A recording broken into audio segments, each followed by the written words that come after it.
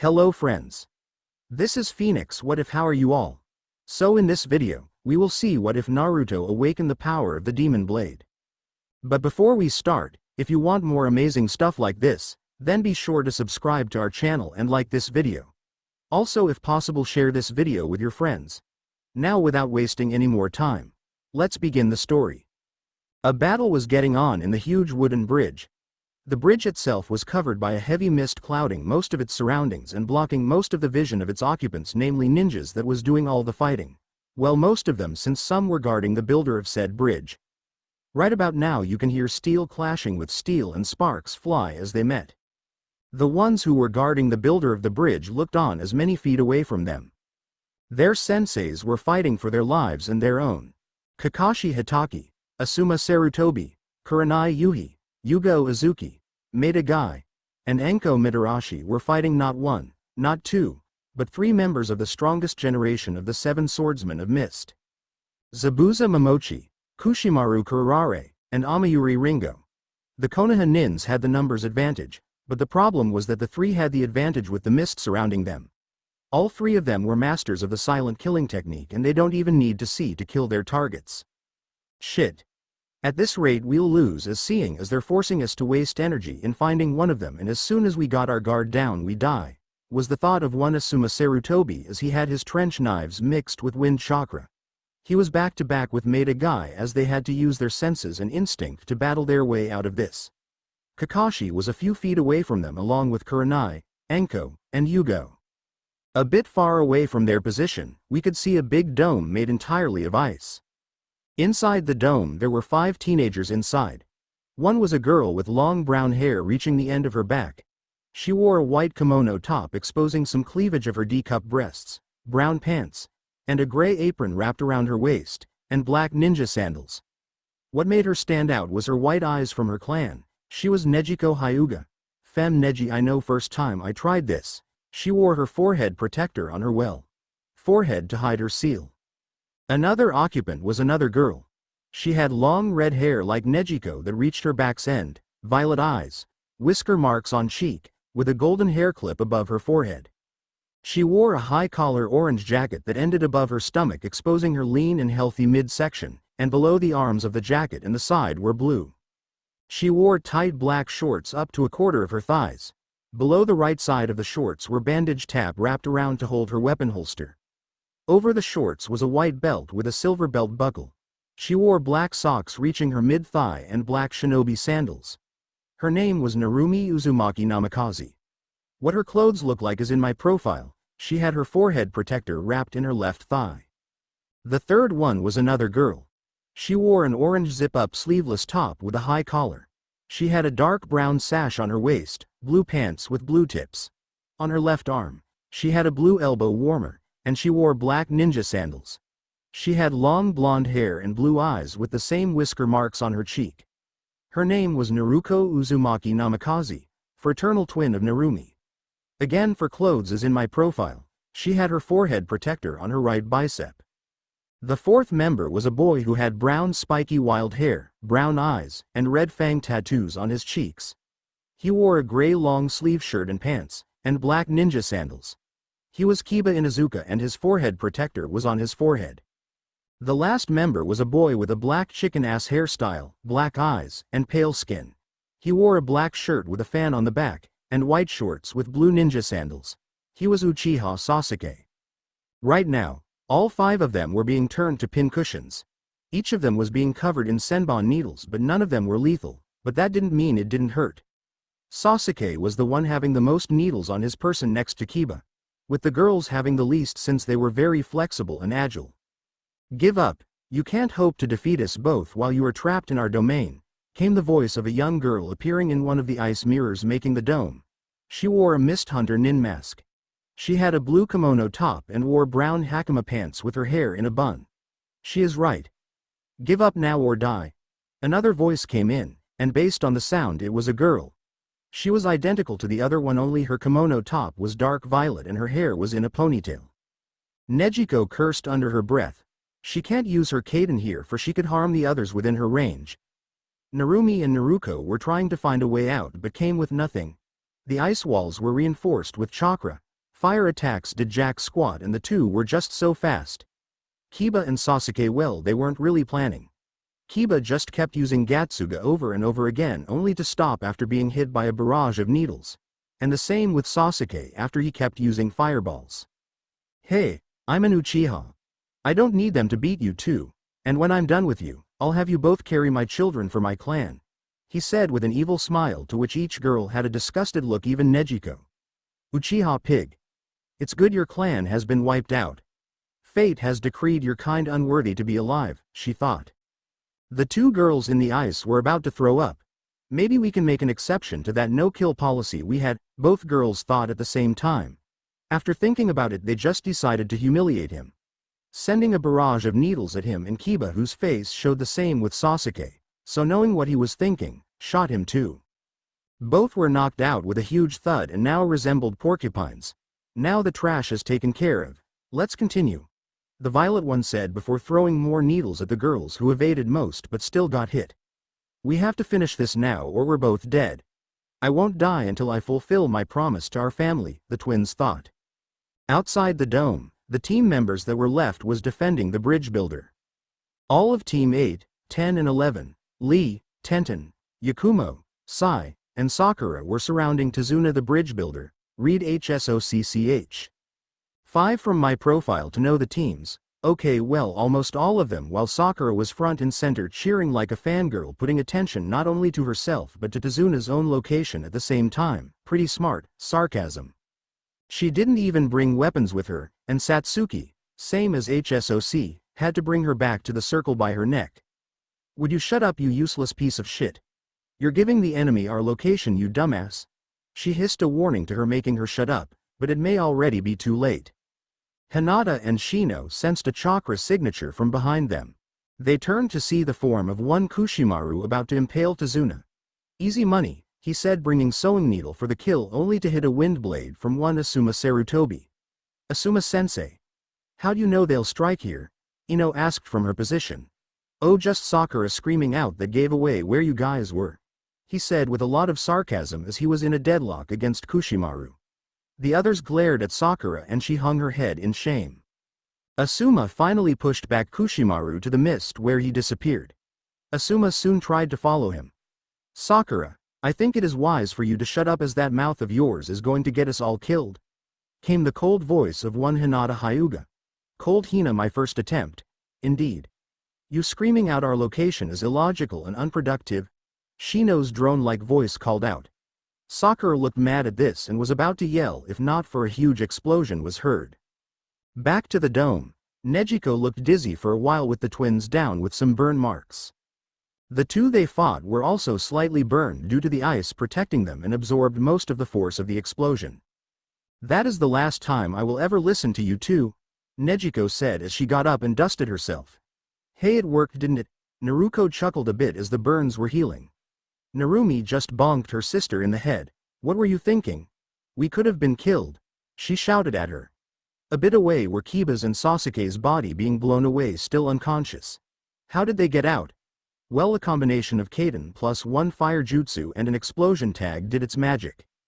Nejiko and the twins soon turned their attention back to their opponents and saw they were less injured than they were. That was either smart or stupid considering how you executed your plan, the blue one said as her mask was cracking and soon fell, showing the face of an angelic-looking girl with hazel eyes. The girl next to her also had her mask removed and had the same face. Twins, Nejiko thought.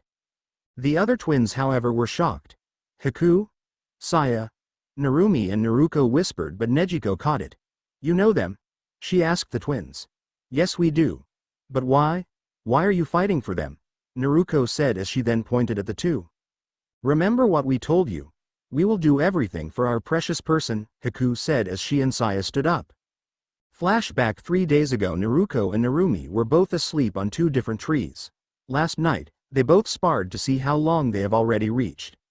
The two fought with all they were taught by their parents. Somehow they fell asleep on the forest the whole night. By the next morning, the two were found by 2 girls, Haku and Saya. Hey, wake up. Wake up. Both girls found themselves awakened by the two. You two shouldn't be sleeping here in the open woods. You might catch a cold. Saya said in a sincere tone. Naruko scratched her eyes before yawning. Oh, don't worry, we rarely ever get sick. Narumi then rubbed the sleep of her eyes and focused on the two. They seemed to be sisters and maybe even twins since there was hardly any difference from each other. Both wore kimonos with one pink and the other violet. Both girls were beautiful and many others would envy them while boys can't stop staring at them. Oh really? Well, that's good. We were just picking up some herbs to help heal our friends, Haku said as she showed them her herbs. Yeah, we don't want to see the people we cherish getting hurt. Do you both have precious people? Saya said as she stood up. Naruko and Narumi thought of everyone who was precious to them. Their friends, families. That word stung their hearts. A sad smile appeared on both their faces. Yeah, we have a lot of people that we cherish, but there was one who we pushed away, Narumi said as her eyes tried to pull back the tears. Oh, I'm sorry, we didn't know, Haku said, trying to cheer them up.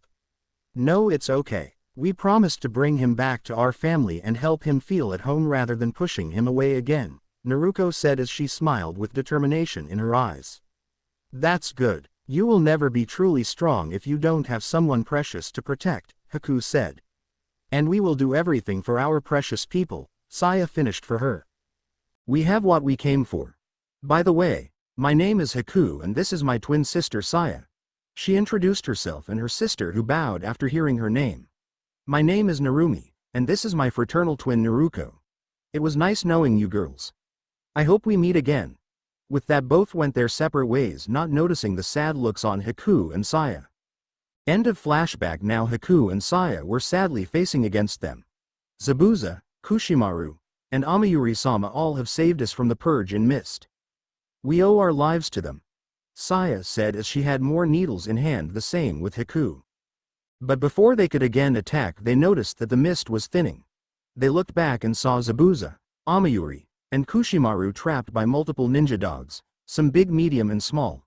Then they saw Kakashi with lightning in his hand, Asuma with his trench knives charged with wind chakra, and Yugo preparing her blade. We'll ask nicely one last time. Surrender, Kakashi said as he had his Sharingan active and stared down at all three of them.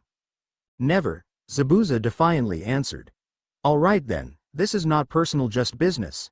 He, Asuma, and Yugo were going for the killing blow with the other Jonins watching, making sure nothing was going to interrupt it. But alas, they saw Haku and Saya running at full speed to block their attacks, but before anyone could react, a huge wave of water suddenly crashed down towards them. Kakashi quickly disabled his Chidori before anyone could get shocked due to knowing everyone will get soaked and electrocuted. Even the Genins weren't safe and they were at least 20 feet away guarding. The nin dogs dispelled, letting their captors go. As the water finally stopped and soaked everyone including the client and the Genins, a figure appeared between them. God damn it. I felt a lot chakra in here hoping to have a good fight, but it turns out I'm already late for the party. You guys already fought and weakened each other. What a bummer, a man said as his voice was filled with disappointment. All, including the now barely conscious Sasuke and Sasuke and Kiba, looked and their eyes widened. The man was tall, at least 5 feet 10 inches. He had bloody red spiky mane of hair with 2 spiky bangs, and on top of his hair was shaped like horns, and his hair reached 2 inches below his neck in a ponytail. His face was covered in a black demonic skull mask with its teeth smiling, being sharpened like shark's own. The eyes were locked in an angry expression. At the forehead, there was a black X on it. Below the eyes was a red thin line reaching just above the teeth, making it look like it was crying out blood.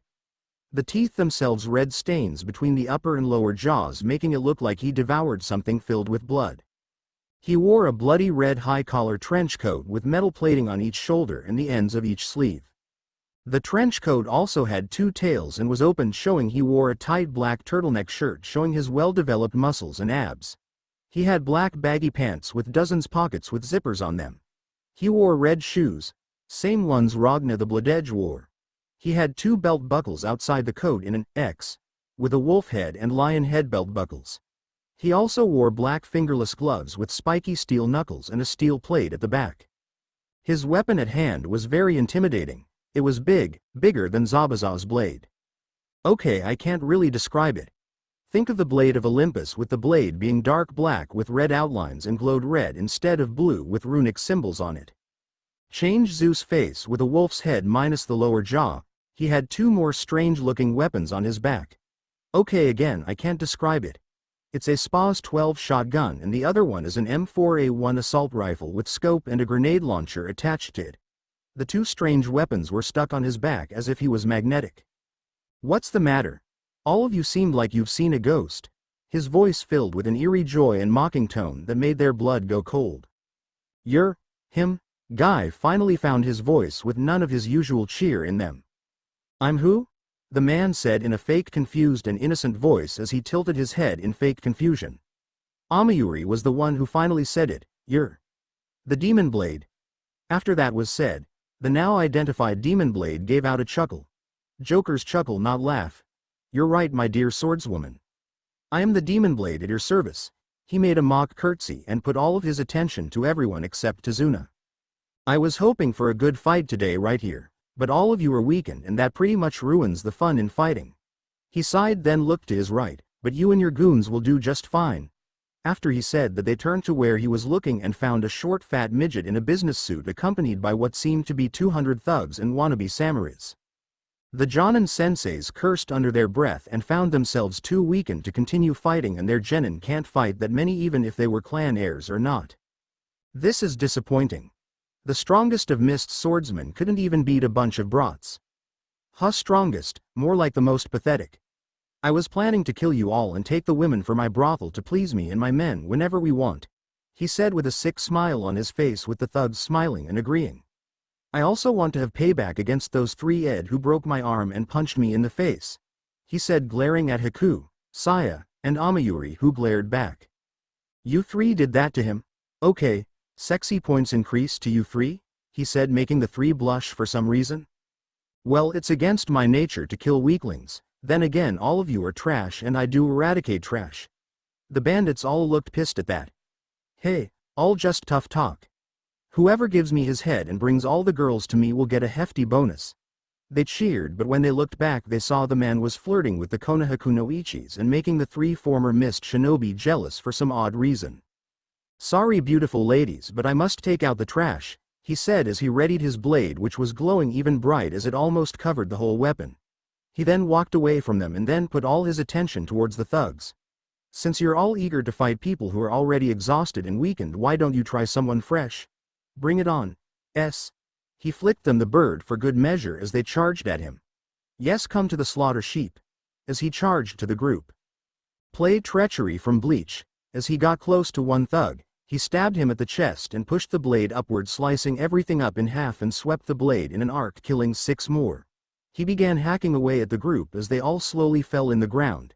He saw 10 charging towards him before he slashed downwards at the direction of the thugs as red energy suddenly surged towards them and disintegrated all of them. One thug got a lucky shot only to see his blade snap in two when it hit him. Did you really think you can hurt me? He said before picking him up in a chokehold and proceeded to squeeze harder until his neck was squeezed off, but the head was still connected since his hand didn't reach the neck bone.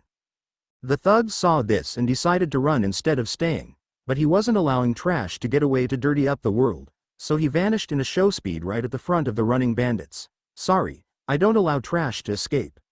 All of you are already dead, he said as took out one of his weapons on the back and pointed it at the closest bandit and pulled the trigger. Lead shot out of the shotgun and filled the thug with holes as blood shot out from him. He then pumped it again with just one arm and shot another. He did this until only around 50 were left. They decided to just jump off the bridge, anything to get away from him. As they surfaced from the water, the ones who could still move their arm frantically swam away as far as they can. Atop the bridge, the masked man looked on his fearful prey and put the shotgun back in its place and stabbed the sword to the ground. Didn't I just say all of you already dead? None of you are getting away. With a quick hand motion, the water the thugs were swimming on suddenly started to whirl around, creating a massive whirlpool, dragging them all to a watery grave. They all tried to struggle out of the swirling waters, but it proved futile as they were pulled in and never surfaced again. The man then turned his attention to Gato, who fell on his ass in sweat and fear of the person in front of him. This wasn't what he had in plan. He planned on killing the shinobi and take the women to his slave market and sell the heiresses before training them to other nations for a good profit. But now he was going to die at the hands of this demon. Now all but one remains. He then slowly marched towards Gato in a slow threatening display. Wait. I can give you everything you want, money, women, jewelry, anything, just name and let me live, he begged, hoping his money would save him. As the man reached him, he grabbed him by his neck tightly. Oh sorry pig, I don't want anything from you except your life, he said before grabbing his right leg and tore the short fat arthritis-filled leg off the socket and blood leaked out like a hose. Ah! Gato screamed at the pain as his leg was violently ripped off. Ah! Here, I'll stop the bleeding. He covered his free hand in fire and then pressed it on where the limb used to be. And Gato only screamed harder and clawed his arm in a futile attempt to escape, not that he could with one leg. Oh come on, you made suffer more than this. Don't tell me you can't take it? He said in a sadistic way, then used his thumb to gauge his right eye even with the glasses on, causing the glass to pierce his eye, making it more painful. You're no fun anymore. You break easily, he said in disappointment. Time to take out the trash. He grabbed his machine gun and threw Gato to the air. With the attached grenade launcher, he shot one grenade towards Gato, and as it hit the corrupt businessman it exploded and it rained with Gato's insides and blood. Music end, and that's all folks. He cheered to the ninja group, who looked at him with some in awe, shock, and horror. Anko couldn't help but feel something wet between her legs and fought the urge to rub her thighs together. That was the most sadistic thing she saw outside of hers or Ibiki's own. Oh, it seems we have more visitors. He then looked the other way and saw a man in a light blue kimono and with a red sash and kiri headband. He had brown, neatly done hair. Utakata, long time, no see, he greeted Utakata, who just stared at him. It's been a while, he plainly said and put his attention to the swordsman. You guys have given me a lot of trouble looking for you and taking you back to Kiri, he said as he neared them. Why? So we'll be executed? Kushimaru said angrily. No, to reinstate you guys as shinobi again, since we'll need everything to get Kiri back in place, he said, plainly ignoring their anger. What? What about the civil? Amayuri didn't get to finish as Utakata interrupted her. It's already over, he said and blew a few bubbles. Huh, Zabuza confused. It ended 3 months ago and now we are repairing the damage done, and you can thank him for that, he pointed towards the masked man who waved back. You mean he beat Yagura? Zabuza asked and Utakata replied. Yes, but he didn't kill him. Turns out he was under a genjutsu that controlled him into starting the whole mess in the first place, he said, shocking all three of them. Before anyone else could say more, they heard something hit glass. Everyone turned to see a blonde woman with a braid in a purple suit and armor punch the mask of their savior. She tried to knee him only to feel like hitting a mountain. The man grabbed the woman's wrist while she tried to get away from him. She hissed like a cat. Hey Yugito, it's been a while. Have you missed me? He said in a happy tone. Yugito struggled out of his hold, and she saw his mask shattering from her punch. Demon Blade, you are being charged for attacking a squad of Anbu from Kumo. Come peacefully now, a new voice said. He turned behind without letting go of Yugito and saw another girl with short blonde hair and cold blue eyes. Samui-chan, you're looking as hot as ever. Tell me, do you have a boyfriend? I'll kill him and then ask you to be my girlfriend, he said in an eerily cheery voice that caused said girl to blush lightly at that, but didn't took the blade away from his neck. That is none of your business, you damn pervert, she hissed, and let her go or you're not even going to make it to Kumo for a trial as a man, she threatened and made the blade closer to his neck. Oh, you're both still mad about me taking your first kiss, he chimed innocently. Both blushed red in embarrassment and anger. When Samui was about to reinforce her threat, the one she held suddenly vanished from her sight and Yugito found herself free, but both felt a strong tap at their asses and stiffened after it and blushed a very big red. Then they heard laughing a few feet from them and heard another slapping sound, and soon every female, except Sakura, stiffened at feeling their rears being smacked. Utakata just shook his head in slight annoyance as soon he felt Amayuri was now getting her blades ready to kill the perpetrator. My, isn't this good?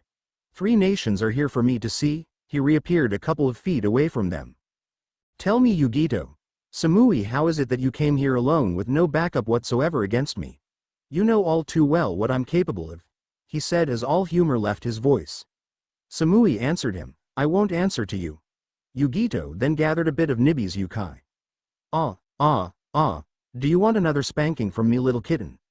You know that's not wise, he said in a playful scolding manner, to which she blushed and unconsciously clenched her ass.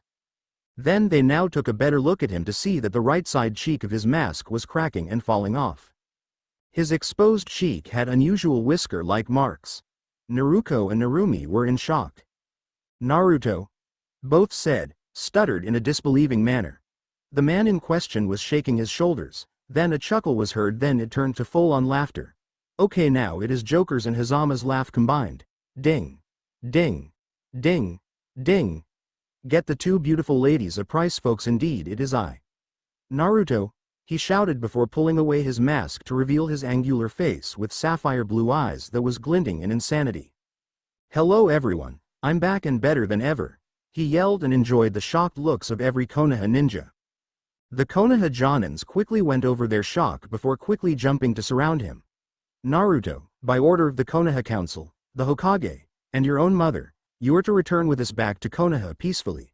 Should you resist, we'll take you by force, Kakashi said, and his colleagues soon took on their stances should he try to fight. Well, this is sudden. I thought they've already forgotten about me and moved on with their lives. I thought me going away would be a serious issue, he said more to himself before vanishing again and appeared a few more feet away. Sorry, but I refuse your deal. I'm not going back there. But then to his surprise, he saw the Namikaze twins go beside the Jonins. Please brother, return back home. We're sorry for what you had to go through. Narumi started. Please, we promise everything will be better. Just come back to us, brother, Naruto said as a few tears fell from her eyes. Naruto already decided, no, before preparing his blade. You'll have to drag me back. 9-year-old Naruto was walking in the busy streets of Konoha. The date was October 3rd, a Saturday, and everyone was preparing for what seemed like a festival, but to Naruto there was nothing to celebrate. It was just another year of existence on his lonesome life. Everyone was so busy preparing for the birthday of the village's heroines, his twin sisters. Why am I so alone? I'm in a crowd yet I feel as if I'm the only one here? The boy asked inside his own mind. Don't bring that bullshit here, an emotionless and dead voice rang in his head. Naruto gave out a shallow chuckle that no one seemed to mind considering they were too busy in the preparations. Don't worry. Soon, all of that shall end, he answered the voice in his head. Naruto was a boy of mystery and misery. He was an enigma, and he had no one to lean on for support. His loneliness was so strong, something within him grew and fed to that sorrow, loneliness, sadness, and hollowness. He had developed a new personality that revolves around his negative emotions and a voice to talk to. Now that would be considered insanity, but it was the only thing that kept him from committing suicide and let him live out his life. The clothes he wore made sure no one would notice him.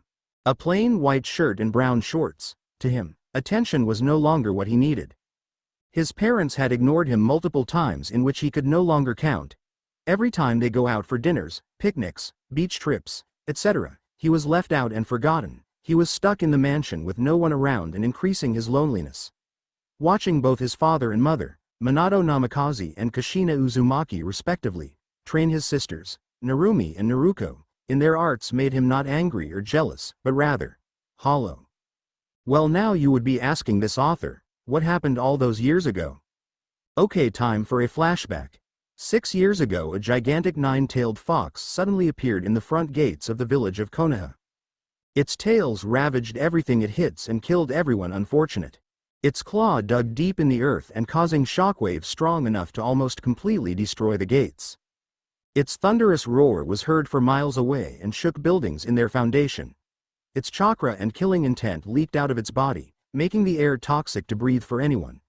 Everywhere, ninjas on different levels have all tried to stop the beast or at least slow it down for their leader to stop it.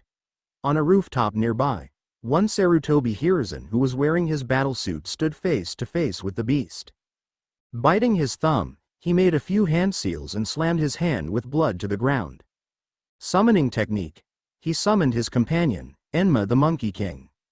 Sarutobi, is that the Kyuubi? He asked pointing at the beast. Yes, it is. It appears the seal has been broken and now it is attacking the village. You know what to do, Hiruzen said as his partner nodded his head and formed a hand seal. Transformation. In place of Enma was a giant staff about Hiruzen's size and he took the staff and pointed it to the fox. Extend. he shouted as the staff stretched forward and pushed Kyuubi a few meters away from the gate. This served to have angered the beast and roared strongly against the old man. Far away, we see Minato Namikaze was fighting a masked assailant, and he was having a hard time. Everything he threw at the man simply passed through him like a ghost. Right now, he was planning on how to defeat this man and free Kyuubi from his control. You really are worthy of the title, Hokage, Minato Namikaze. You've survived against me this long, but now all must end for the plan to be successful, the man declared before charging against Minato. Minato on the other hand charged a Rasengan in his right hand and held his special kunai on his left. Both men charged with the intent to take the other one out. The masked man tried to grab hold of Minato's arm, but the yellow flash proved he wasn't called the fastest for nothing. Minato quickly put his arms away from him before ramming the Rasengan to the mask of the man. As the Rasengan hit, the intruder stumbled back holding his head by the mask. Minato got in a stance and prepared for anything the man might do. I have underestimated you, Yellow Flash. You really do deserve that title, but for what you accomplished here today will do nothing for the future. Enjoy the Kyuubi's destruction. With that, the man was sucked in from a vortex that has formed in the eye hole of the mask and disappeared, leaving a confused Minato. Who was that man? Minato thought before teleporting back to where his home is. When he reached his destination, he saw the sight of one Kushina Uzumaki holding on to two newborn girls in her loving arms. It tore Minato on the inside of what he was going to do. Kushina, he called out softly to his wife. Minato, the Kyuubi is free, she said in a sad voice. Her worst nightmare came to life, the Kyuubi was free. Where's Naruto? She asked him. He's somewhere in the village with Itachi in the Uchiha compound. He wanted to spend some time with his friends for his birthday. I'm sure he is safe, he answered. But Kushina was crying and tears fell from her eyes. Minato came close to his wife and two new babies and hugged them both in a family embrace. Their moment was cut short when both parents looked at each other. They knew what they had to do, but before they could, one Sarutobi Hiruzen and two Sanins, Jiraiya and Tsunade, came by their doorstep in their battle gear. Minato, Kushina, the Kyuubi is almost entering the village. The Anbu can't slow the beast any longer and many are dying. Jiraiya gave out the news. I know, Sensei. There is a way to stop it, using that seal that we have developed. I must hurry. Before he could finish, Tsunade hit a pressure point in his neck and knocked him to La La Land. He's too noble for his own good. She shook her head at it. Jiraiya summoned Gamabunta. I will perform the ritual in his stead. Hiruzen approached Kushina and looked at the two girls in her arms. Kushina, you already know what I need to do, Hiruzen said, but Kushina relented a bit. Kushina, we know the life of most Jinchurikis. It is a life of misery and hate, but you and Minato will be there to make sure they don't suffer that fate. Please let me do it, he begged her. Kushina looked at the two girls in her arms. She was finding it hard to let go, but Jiraiya and Tsunade were by her side. Don't worry, Kushina, we'll be both here to help you raise them both. We're not going to let anything bad to them. Tsunade assured her and hugged the woman she saw as a daughter, since in technicality she is related to her. Kushina poured out all her tears at Tsunade's shoulders, and Hiruzen took it as a chance to take the two girls away from her, even though it was also hard for him to separate mother from her children. Jiraiya. He called to his student and the man followed him outside to help him in their plan. Kushina could only watch as Tsunade held her in her embrace. It will be all right, Kushina. Have faith, she soothed her and waited for all of this to stop. In the Uchiha compound, everyone was running wildly as they felt the ground tremble beneath them. Two kids were there walking around and laughing before the massive quake arrived. One was a girl with black hair and eyes and wore all black. She had the Uchiha fan symbol on the back of his shirt. Another was a boy who wore a red shirt and a pair of jean shorts. He had red spiky hair and blue ocean eyes and whisker marks on his cheeks. The two boys were Uchiha Hitomi. You know who she is. And Naruto Uzumaki Namikaze. Both were just enjoying the day in the compound and walked and talked about their day and all. Hitomi was 8 while Naruto was 3.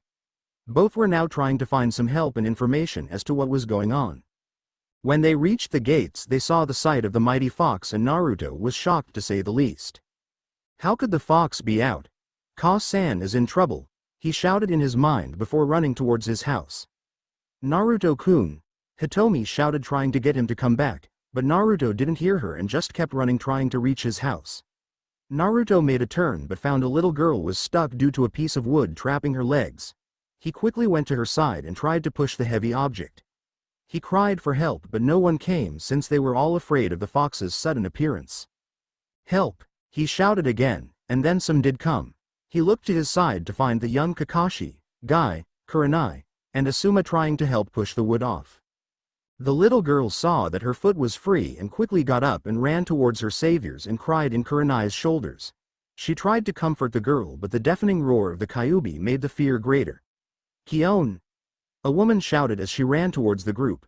"Ka-chan!" the little girl cried as she hugged her mother and cried. "It's okay honey, I'm here." She soothed her daughter. "Thank you for saving her," she thanked the group. "No problem ma'am. Now you both need to get to the shelters. We'll help you get there," Asuma said and they quickly led her, but Guy saw Naruto run to a different direction. "Hey young one, don't go in there, it's too dangerous," he shouted to Naruto, but he just kept running. "Come on Guy, we need to get them to safety." "We'll find him later," Asuma said and Guy could only watch as Naruto ran towards his house, but relented and helped the others evacuate the civilians. Naruto was running as fast as he can now to his home to reach his parents to see if they were okay. When he was about to make a turn, he found a cloud of red on his way. Ignoring the cloud, assuming they were sawdust, he ran through the cloud, not knowing his body just absorbed some of the Kyuubi's chakra. He just kept running and then found his way to the Namikaze mansion. He entered to the living room to find Tsunade and Kushina hugging each other and found his father on the floor. "To-san!" he shouted and ran towards his father. He tried to shake him awake, but it didn't work. "Naruto!" Kushina called to her son. Naruto faced her and walked towards her. "Ka-san, are you hurt? I saw the fox out there. Did your seal fail?" he asked in concern for his mother. "Don't worry Naruto-kun. I'll be fine," she smiled to reassure her worried son. "Sorry about your father, I knocked him out and he won't wake up for an hour or two," Tsunade said. Naruto looked at his father, and then his mother. "Where are my little sisters Ka-san?" he asked, to which Kushina smiled sadly. Before she could answer, the killing intent and malicious aura was suddenly gone. "Do you feel that?" "I don't feel it anymore," Tsunade said. Kushina and Naruto felt that the heavy feeling was gone. In the battlefield, there lay the god of shinobi in a crater where the beast formerly was. In his arms were two baby girls crying. His stomach had a seal in the shape of a spiral with the cloth around it having a hole for the seal to be seen, and the same seal could be found on both babies' navel. This was the scene that an injured Jiraiya has witnessed. He was covered with bruises and scratches from his ordeal in helping his sensei fight and seal away the Kyuubi to his students' daughters. He could not help but let a tear drop in his eyes seeing the man who helped him become who he is today die a hero's death.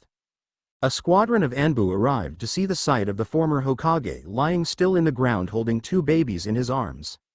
Jiraiya moved towards the corpse and took the two babies and turned back to the Anbu squadron. "Seal the body, I'll give Minato the news," he said in a sad and mourning voice as he shunshined away to his student and his family. The Anbu did as they were told and sealed Hiruzen's body in a scroll. Jiraiya arrived at the doorstep of his student's home with the two girls still crying in his arms. "Oh man! How do you stop these two from crying?" He thought as he never did experience taking care of babies. He opened the door and walked inside towards the living room. There he saw Tsunade, with a little help from Naruto, woke up Minato from his slumber. Kushina saw him first with her children, and if it wasn't for her weakened state she could have ran to Jiraiya and take her children to her arms and never let go. Jiraiya seeing her look of wanting walked towards her and gave her children back to her, and she wrapped her arms around them both and cried tears of joy. She took a look at both of them and saw the seal. She knew that her two baby girls now carry the same burden she carried most of her life. She expected it to be Naruto, but thanks to Minato, he was spared that fate. But now, her two children must carry it and she will make sure that nothing bad happens to them. Naruto then came to his mother's side and soon Minato followed. "Jiraiya, what happened to Sensei?" Tsunade asked her teammate. Jiraiya only had a sullen look. "He's no longer with us. He performed the sealing with the contract of the death god. The price was his soul. He's dead." Tsunade. He let the tears fall as he finished. Minato could only look at his sensei in sadness. Jiraiya didn't have many loved ones, for he was an orphan. He didn't have a biological family, so he saw everyone close to him as family, and now he lost one member from the short list. Minato then went to Kushina and Naruto's side. He looked at the new members of his family and smiled. Kushina, Minato, and Naruto all smiled and cooed the two babies, who stopped crying and looked curiously at them, then both giggled and laughed, causing the whole family to laugh as well. Jiraiya and Tsunade could only smile happily at the family, but unfortunately this was the last happy moment the family will ever experience. End of flashback. Damn, that was long, and here we are. Ever since the incident, Minato announced the act Hiruzen did to save the village, about his daughters holding the power of the beast, Jiraiya sealing something for the girls when they need to control the Kyuubi, and how they were heroines.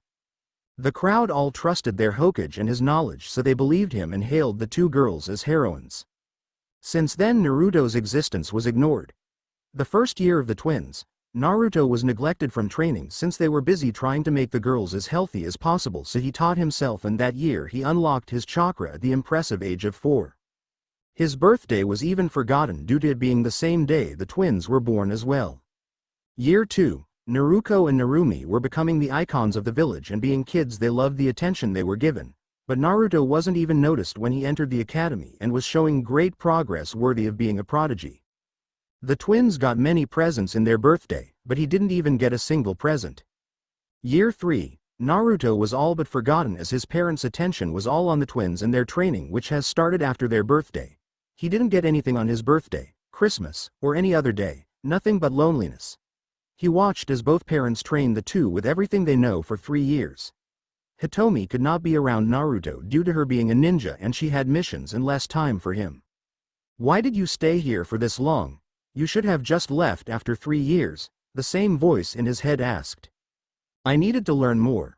I can't go out there unprepared, and I need time to learn the useful jutsus in my father's library. Also, it was just pure luck that I found where to go when I leave this place. I had to think where to go, and 2 dead people gave it to me." He smiled at that memory, and his voice inside acknowledged the answer, seeing the logic in it. Naruto took some scrolls from his father's library, ranging from training to jutsu scrolls not below C rank. He did this all for his plan. The plan: leaving Konoha. Be sure nothing will ruin your years of planning, for all it takes is one mistake and your efforts will be wasted. The voice advised. "I do not want the king to be weak," were its thoughts before going back into silence.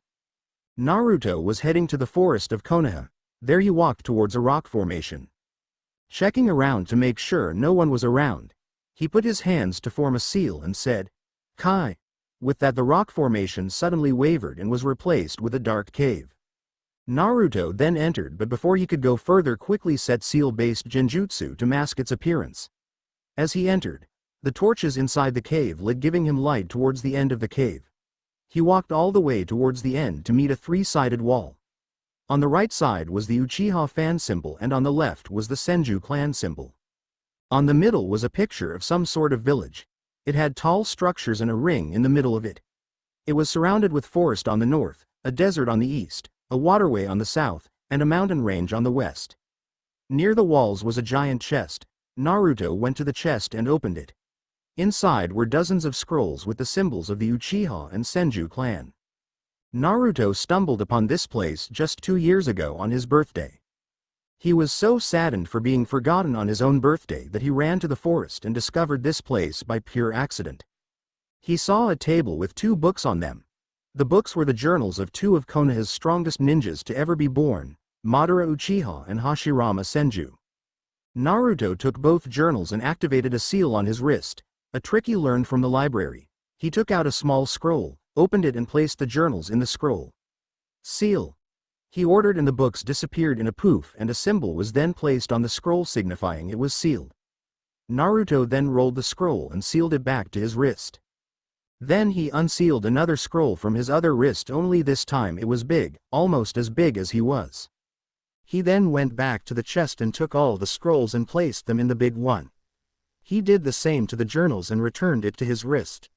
He then bowed to the wall. "Thank you, Hashirama Senju and Madara Uchiha," he thanked both before moving out towards the exit. "Destroy this place." They don't want anyone else discovering it even when you already took everything, his inner voice ordered. Already on it. He attached one explosive tag on one side of the cave and ran to the exit. Once he was out, he ran a few meters away and watched as the cave collapsed and the rubble piled on each other. No one will know what was in there, he said as he walked away from the forest and back to the village.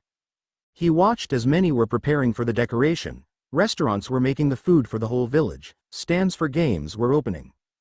To the village next week will be a celebration, to Naruto next week will be the escape. He walked right past the academy gates. He looked on and saw the entrance and field. He scoffed at the place. He was supposed to graduate a few months from now, and he could break Hitomi's record. He was hailed there as a prodigy, but they didn't even know he was the Hokage's son. But even that didn't make his parents notice him. It's a good thing you're leaving before passing that place. There won't be anything to hold you down on this place, his inner voice told him. Tisk. As if I want to serve him, he spat as he continued walking. Naruto then spotted the one reason he was leaving. The Namikaze family was walking in the road with everyone greeting them, especially his twin sisters. They both loved the attention they were given. Minato and Kushina were smiling at their daughters who were laughing joyfully. Naruto felt a pang of pain, but it was only short-lived as he remembered the things he must do, and with that he continued walking. Naruto and Narumi were happy to see the village prepare something even if it was a little bigger than they wanted. Minato and Kushina could only smile seeing their daughters being hailed as heroes and not as monsters that they feared. Minato was also letting a few joyful laughs and so did Kushina. Narumi and Naruto then turned to look at another direction to see red spiky hair moving away. Before they could contemplate who it was, they bumped into a little girl with short blue hair and pearly white eyes wearing a white fancy kimono. Both dropped to the ground and rubbed their heads. Sorry, I didn't see where I was going, the blue-haired girl said. Hinata-chan, the twins shouted before hugging the cute little girl. Hinata smiled after finding out it was her friends. Minato-san, Kushina-chan. A woman with dark blue almost violet hair called out to both. The woman wore an elegant lavender kimono. Next to her was a man with long brown hair and white pupil-less eyes and wore a traditional robe and coat. Himiko-chan. Hiyashi-san. Kushina shouted at the pair and soon started to chat about the preparations and whatnots. Their daughters were having a chat of their own and all laughed. Naruto was just walking, ignoring the people who were talking about the festival in a week from now, and all were thinking of gifts for his sisters. He scoffed, soon all will crumble down, he thought as he finally reached his home and went inside. He got to the living room and went to the stairs. While he was there he began to think about what he was doing. Can I really find that place? He asked himself. Doubting yourself now would jeopardize your escape. Now is not the time for that, his inner voice said. Naruto could only agree with him. Doubting would hinder his mind and his body will follow. He perished those thoughts as he reached his room.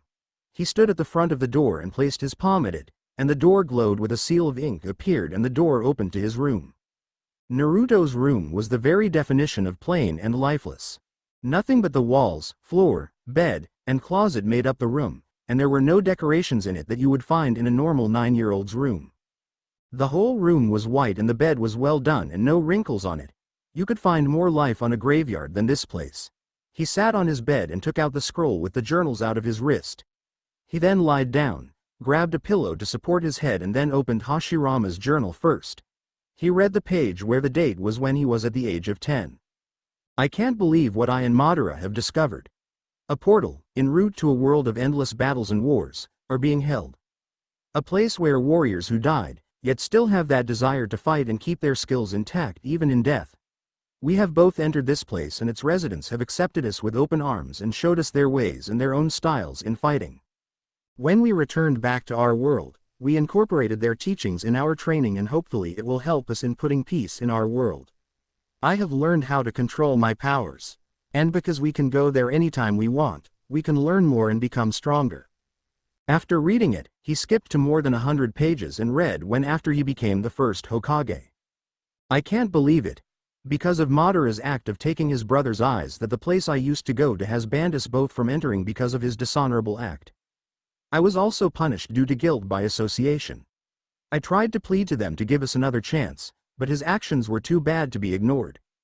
I pray that this would not turn worse as I can feel Madara becoming darker and more cynical.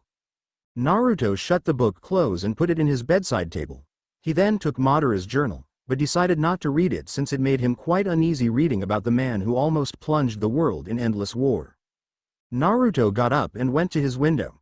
A few feet from it was a branch from the tree that was growing in the yard. The branch was strong enough to support his weight and the leaves would be his cover plus the night sky, and with the noise inside he can stealthily get out of the gate and into the streets. The problem was the massive crowd and Anbu watching the festival. He has to find some routes where he can get out with less trouble. Now he must prepare his mind and body through meditation and exercise in order for it to be easier. This will be my final week of loneliness, present. Naruto put his mask back to his face, and to the surprise of everyone the mask was fixing itself and under 5 seconds it was as good as new. Naruto then got his blade up in front of him and soon the blade started to shine in a green light as the blade soon turned from black to white with the wolf head turning into a lion head.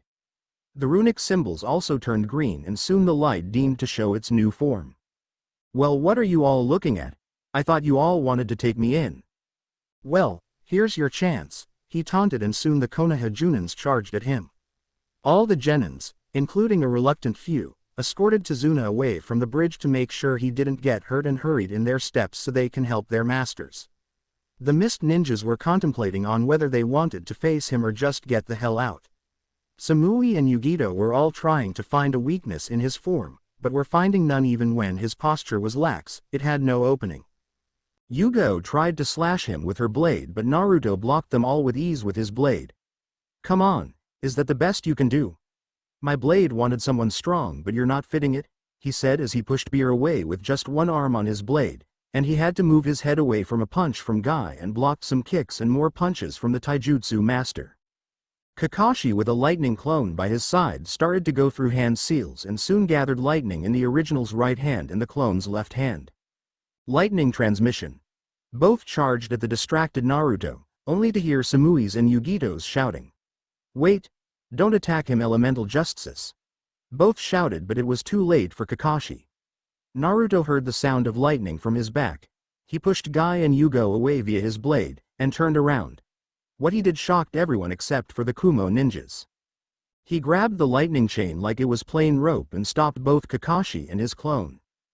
Due to the sudden loss of speed and not expecting it, the clone and original skidded in the bridge as the clone dispelled itself and Kakashi landed on a heap.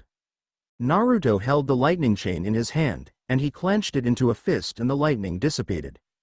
Oh come on people, I thought you read my bingo book entry and it clearly said using elemental techniques on me is very unwise. He taunted them, but soon he was wrapped around by dozens of large snakes, summoned by one Mitarashi Anko in her sleeves. Hey, got you now brat, she said, but felt 2 pairs of arms wrapped around her waist. Hey beautiful, what you got there? She turned her head to see the masked face of Naruto. Before she could react and dispel her snakes, he moved his mask to the side exposing his lips and caught Anko's own. Anko did not see that one coming and couldn't do anything but stand there. Before she could get into it, Naruto jumped away from her to prevent a trench knife from Asuma and a kunai from Kurenai. Naruto then took out his shotgun and aimed it at them. Asuma and Kurenai dodged the fast-moving projectiles as they already saw what could happen if he were to get hit by them. Naruto kept firing shot after shot at the Konoha ninjas until he got tired of it, and returned it back. You know what? Time for something different. Naruto's blade soon flashed green again, but this time it disappeared. He then held out both hands and soon a mass of light appeared on his right hand and a mass of darkness on his left. And soon they started to make shape. As it finally stopped, both in Naruto's hands were 2 ordinary-looking samurai katana blades. The difference of both was that the right one had a white hilt and at the end of the handle was a white skull structure of a feline animal, and the other one had a black hilt with a black canine skull at the end of the handle. Both blades were clean silver and shined even with little to no light. Naruto spun the blades on his hands and got into an unfamiliar stance. I've got a challenge for you. Make me say their names. It's already been 2 days since Naruto destroyed the cave of Senju Hashirama and Madara Uchiha. He was outside walking around, but if you could read his mind, you'll know that he was out not for a measly walk. He was finding routes and paths wherein he could escape to. Everybody was now busy for the preparations for his sister's birthday party and Kyubi festival. He could not help but give out a shallow chuckle. Heh. Soon this village will not be the same again, he mentally cackled. Indeed, you will very much turn this place upside down at your plan. His inner voice agreed. He was walking straight up, but stopped when he saw a man with a cart of cabbages just straight up the gates. He mused as he was planning something that involved that cart. If he was at the gate at the same place at the same time as to the festival, he could use this to his advantage. For now he'll see if tomorrow he'll be on the same spot. For now he has to watch on where the Anbu would patrol for the festivities, so he walked away from the gates and strolled in the richer districts. He saw some Chunins and Junins jumping from the rooftops, guarding everyone and making sure there was no trouble. He scouted out each team that was patrolling today. He had to wait for tonight to see who would assign for night duty. Hey, didn't you hear? The twins are going to sign the Toad contract from their father. I can't wait to see it. One random Chunin excitedly said to one civilian who also seemed very happy at the news. Really? Well, that would be a sight to see, the civilian said cheerfully. Naruto scoffed at that. Fools, you shouldn't gossip that kind of information.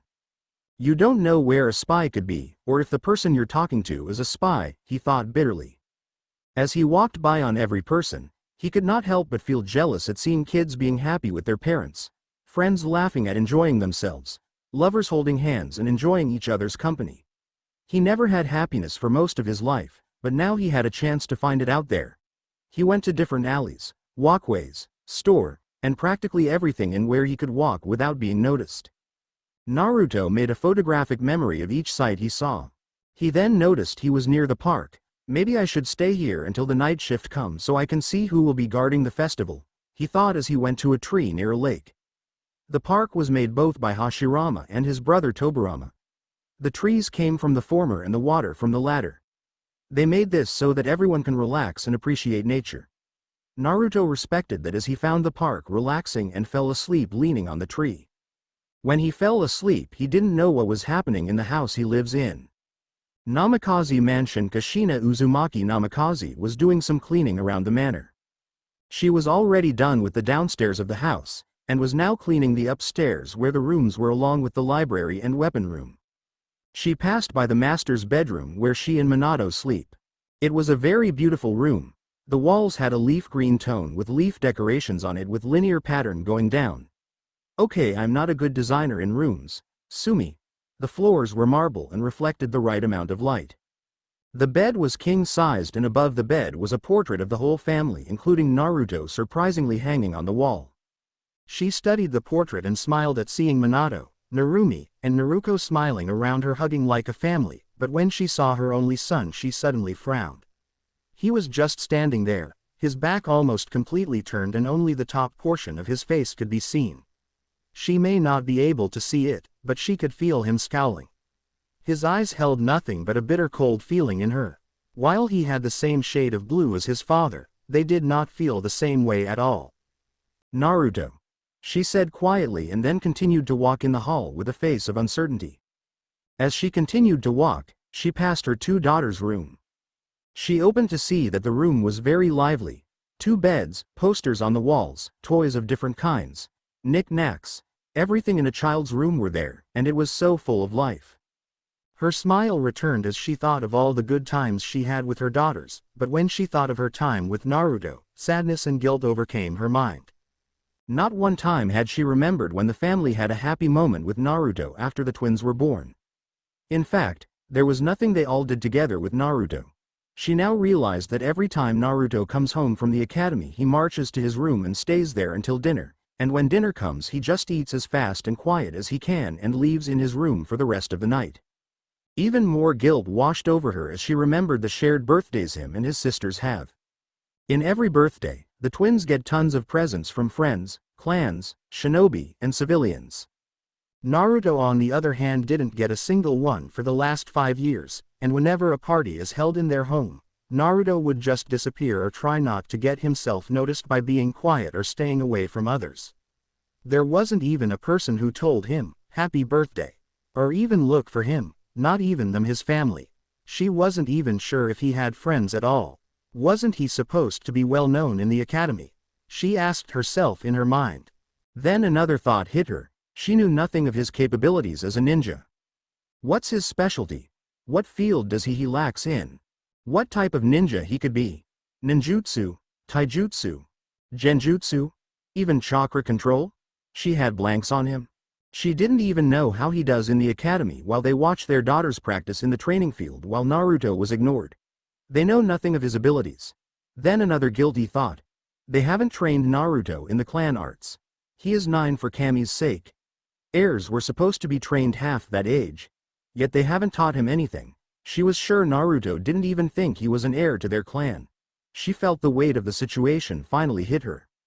If she were sum up her son, it would be that he was a shadow, a phantom, an enigma, a person that has no public identity. She could not hold it in any longer and cried tears out as she fell to her knees. I failed my son. It was simple, but it sums everything up about her family. She got up and closed the door to her daughter's room. She walked with tears still in her eyes as she reached corner of the hall and went to the other side. In the right corner of the hall, there was one room that the whole family never bothered to go to. Naruto's room. As she made her way to his room's door, another fact came to her. She has never been inside the room ever since he became 4. The simple mahogany door stood beside her in the room of her neglected child. She put her right hand up and was now going to grab the doorknob. When her hand reached the knob, ink marks started to form on the door. The ink was then starting to form into intricate designs and finally stopped a few seconds later. Her eyes widened when she saw the complex seal array. Her eyes could not believe what she saw. How does Naruto know these seals? These are things even Junins find hard to grasp the basics, let alone the advanced, she said to herself. It was true. Seals are complicated and complex arts. The potential of a seal user is limited to their imagination, but you need a wide range of knowledge on seals to know how to make and create. But when she saw the seal, or rather seals, on the door, she could not believe Naruto took it well for someone his age. There were a total of 3 seals in the door. One was a blood seal. It can only be deactivated by the blood of the user or someone they incorporated it with, and as long as it is active it will block away any attempt to deactivate or disfigure with the object it was drew upon. Second was a warning seal. It will warn the user if it detects any foreign chakra signatures that have disturbed object S or person S that it was put on. Third was a sound seal. It blocks away any sound that comes in or out of an area, giving everyone a moment of privacy. Kushina was amazed at Naruto's ability to combine all 3 with each other for one purpose, complete and utter isolation. The thought worried her. Why would Naruto make these kinds of seals unless he doesn't want anyone coming in? Naruto. Why? She silently wondered. She decided to wait, where is Naruto? Has she ignored him to the point where she doesn't even pay attention to what he does every day? I'm a bad mother. I'm not a mother at all. Well, to Naruto I'm not, she finally concluded. She turned away from the door and went downstairs, forgetting her original purpose of going up. As she reached the couch in front of the fireplace in the living room, she sat down and looked at another portrait that was the same as in her room. She felt exhausted, not physically but mentally. I guess the realization was overbearing, she mused with herself in a shallow chuckle. She just realized that she ignored her son after 6 fucking years. She just stared at it for what seemed like hours for her. Then suddenly the portrait dropped to ground, breaking the glass in the frame. The picture was also close to the fire in the well fireplace. The picture was starting to burn, so she quickly grabbed the family portrait to save it. As she shook a small flame out, she checked the condition of the picture, and to her shock everyone was there except for one person, Naruto. The fire completely burned him out of the portrait. To Kushina, this was a very ominous sign. Her heartbeat was faster, sweat was pouring out of her, her breathing was fast and deep, and her mind was going on a mile a second. This was not a good sign. Hokage Office 1 Minato Namikaze was sitting his desk and doing what he hated the most, as well as all cages, paperwork. He was stamping through requests, files, reports, etc. He was right now reading on the academy papers, since in a few months a new batch of genins will be graduating. He was first reading on the reports of his daughter's batch. It seems that the heirs and heiresses are showing the strength of their clans, and his daughters were doing quite well. He smiled proudly, knowing that with the training they got from both parents were showing fruit. Now if he could teach them some sealing. Before he could go further, He then checked the batch that was going to graduate and he was shocked to the core. He scratched his eyes, not believing what he was reading. Student name: Naruto Clan. N. A bloodline. N. A age: 9. Academic performance: showing signs of being a prodigy. Perfect in all academic and practical aspects. Intelligence level is near that of a Nara. Youngest person to graduate from academy, breaking Hitomi Uchiha's record. Able to do basic academic jutsus without seals, shown to have interest and ingenuity in fuinjutsu. Performance percentage: academic standard, ninjutsu, 100%. Genjutsu, 100%. Taijutsu, 100%. Weaponry, range and melee, 100%. Chakra control, 100%. Other skills: stealth, perfect. Information gathering, perfect. Assassination, perfect. Tracking, perfect. Medical arts, perfect. Evaluation. Mindset is that of a ninja in war. Healthy in both mind and body, he is what made many ninjas famous. Though he lacks social skills and has not been seen communicating with other students unless told to do so by instructors. In spars, he shows absolute focus and could bring down bigger and older opponents. Skills were that of Orochimaru and Hitomi Uchiha in all aspects when they were in the academy. The only thing he lacks is trust in his comrades and opening to his fellow ninjas. Minato, after finishing reading the report, had a gobsmacked face. Why haven't I noticed this before? He asked himself. He kept rereading the report about his son and there were two things that really caught his attention: his name and status. His family names weren't written and it said he has no clan. This wasn't right. Couldn't they see the resemblance between him and his son? I mean, sure, his hair is red, but his hairstyle is the same and his blue eyes are almost like his.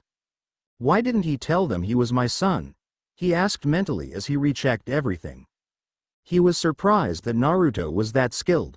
Hell, he was compared to Orochimaru and Hitomi Uchiha, who were prodigies in their time. He was shocked that Naruto was already graduating this year, and what made him uncomfortable was the fact he didn't even know. Something told him that Naruto wasn't showing his full capabilities in the academy even with the grades he got. Then there was another: how could he be the rookie of the year when they taught him nothing? Nothing, his mind repeated. The thought filled him with shame. His son was this good without them, yet what would happen if they did teach him? Minato just felt shame overcome him. He, like Kushina, realized how much they screwed up on their first child. Naruto was already graduating so young, so fast, and without them being there to help him. I need to know more about Naruto, and maybe I can talk him to maybe hold back for 3 years. He should enjoy life a little more, he said, and then rechecked his report. Maybe that wouldn't be good considering his results. I'm too late to try and talk him to reconsider. At least I can do is congratulate and support him like a father. Minato could only shake his head in shame. He dropped the report in the table and was about to grab another when his hand tipped the ink bottle and it smudged the report about Naruto. He tried to get it out as fast as he can, and now when he looked at it, everything was fine except that Naruto's name was now forever stained with ink. I don't like this, he said to himself. Konoha Park. Naruto and Narumi were wearing expensive-looking silver kimonos and were accompanied by their friends Ino Yamanaka in a purple kimono, Hinata Hyuga in a lavender kimono, and Satsuki and Naomi Uchiha, who were both wearing navy blue kimonos. They were accompanied by Hiyashi Hyuga and Himiko Hyuga, who was carrying a 3-year-old Hanabi Hyuga. The girls were talking to each other and enjoying leading their guardians to the park as they were greeted by everyone with smiles and waves.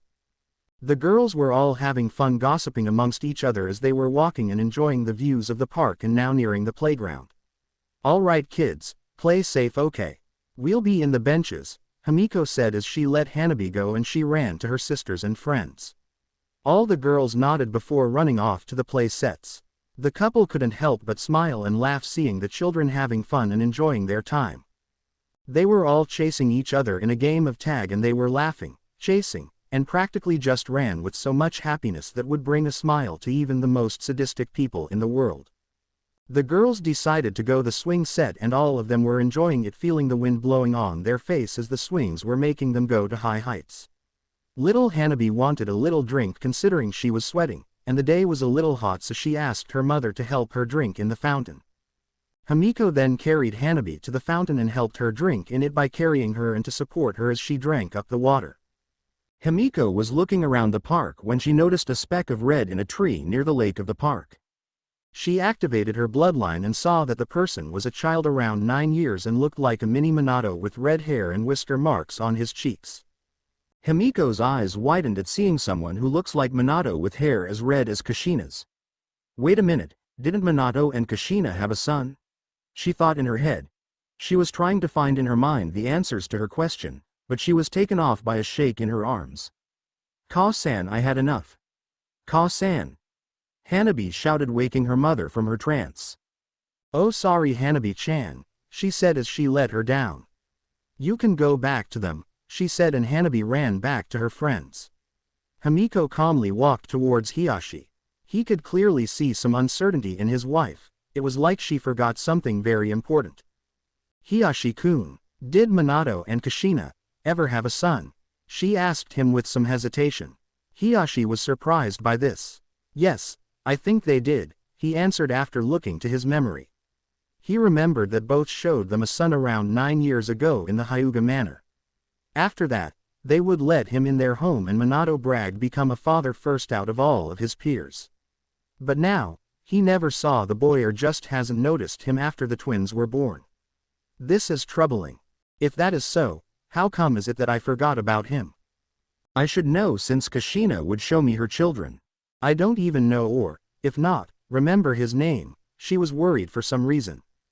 You don't forget your best friend's son's name. Well, I do. Nari. Naruto. Hiyashi was trying to remember until he hit the mark. Naruto, Himiko repeated, and then all memories she had of him returned to her. Kushina showing him to them, Naruto playing with her, their walks in the park with him, and even his birthday. Himiko faced Hiyashi with fear in her eyes. Hiyashi, when is his birthday? She asked him in fright. Hiyashi was trying to remember some facts about Naruto. His eyes widened as shock. October 10th, the same day as the twins. He answered her. Himiko was in a panic attack. Have we ever given him anything? Presents? A happy birthday? She panicked out. Hiyashi could only look down and shake his head. No, we haven't. I mean, how can we? He always blends into the background, he is very quiet, and he practically doesn't want to be noticed. What kind of child would do that? He asked her. Now that you point that out, I never saw him walk with his family around the village, Himiko said as she moved to sit with her husband in the bench. I think that child might be neglected by everyone around him. What should we do? She asked in a sad tone. Himiko loved children. She didn't want to see one suffering physically or emotionally. It tears her heart seeing one being tormented one way or another. Hiyashi comforted his wife. Let's just talk this one to Minato and Kushina, all right?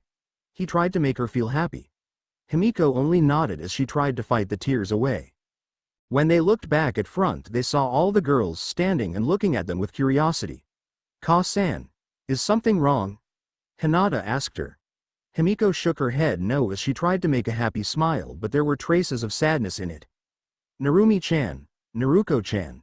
She called the twins. The two girls looked straight in her eyes in wonder. Yes. Both twins answered her. Do you have a brother? She asked them softly with sadness. The twins' eyes widened at this. Yes, we do. Naruto-ni-chan. Naruko answered with a smile, but he doesn't want to play with us, Narumi said with a sad frown on her face.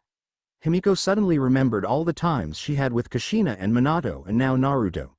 How could she forget a child? She tried to smile happily at the kids, and almost failing miserably. Well, why don't you ask him to play with you now? He's over there by a tree right now, she said pointing to the tree where he is sleeping. Yeah, maybe he'll join us this time. Narumi cheered as she grabbed her friends to take them to their brother. With Naruto he was still sleeping, minding his own business, and was enjoying his alone time. That is until someone scram at his head. Naruto! Get up! Someone is here. Naruto suddenly jolted up, surprising the people who were looking at him. The twins and their friends were shocked at how fast he got up. He looked behind him to see the shocked looks of his sister and friends. They could only look in surprise and fear at seeing his cold blue lifeless eyes. Putting his hands in a ram seal, he disappeared in a puff of smoke and leaves. Everyone was shocked seeing this. Hiyashi and Himiko were shocked at seeing a child, who was not even a decade old, was able to do a Chunin level just you. They did not notice the eyes that were looking at them from a distance. Naruto sighed in relief at avoiding them. We have to leave. Sooner rather than later, Naruto, you must now prepare. Tonight I will give you something useful, the voice said as Naruto shunshined again further away from everyone. With Minato, Jiraiya, what brings you here? Hopefully not your research, asked Minato while he was putting away the academy reports out but kept Naruto's seeing as it was a very bad omen. What can't a man visit an old student? Said Jiraiya. So besides peeping on women, why are you here? The toads summoned me and told me a prophecy similar to the one they gave me earlier. Really? Asked Minato. He remembered when Jiraiya told him the prophecy the toads gave him. What did they say? The prophecy said the chosen one is a child born from two powerful shinobi and has a great inner power within. There is more but it won't be revealed until later. I assume it means it's either Naruko or Narumi because they met the Kyuubi when they were 3. And was hoping you would let them sign the Toad contract. Minato nodded in understanding what his old sensei was saying, but then frowned when he thought about Naruto. So you believe it's one of them? What about Naruto? He could be it too, asked Minato. Possible, but how is he in the academy though?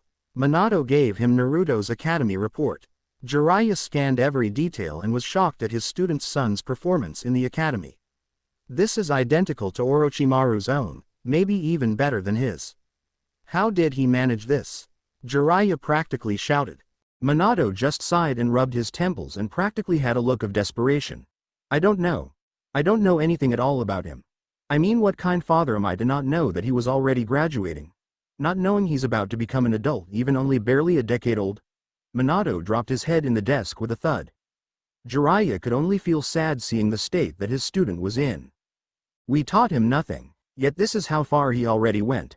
I can't ask him to stop now because I have no right. What should I do, sensei? Minato begged Jiraiya near tears. Jiraiya was stumped. He didn't know what to do since he was never a father, but looked at Minato like a son. Maybe you should try talking to him, and me too, since I never really been a godfather to him too, and I think Tsunade thinks so too. Maybe we should all meet and talk with him. Hope that he would talk to all of us, Jiraiya advised, and Minato nodded.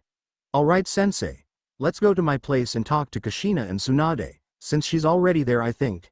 Minato and Jiraiya left the office, but not without Minato bringing Naruto's academy report. With Kushina was right now in the living room drinking tea with Tsunade sitting across her so they can talk. Their conversation was like Jiraiya and Minato's own about Naruto, and Kushina was very depressed. Tsunade was also thinking sad because she hadn't been a good godmother either. How could I neglect one of my own over another? Mito-sama taught me better than that, Kushina cried out as tears went down her face. Tsunade walked up to her and hugged her for comfort. I know what you mean. I haven't been a good godmother to him either, Kushina cried in Tsunade.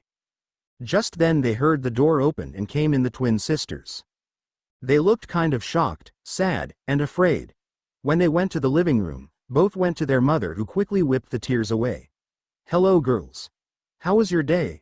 She asked with a pained smile that both sisters didn't notice. We saw Ni-kun at the park.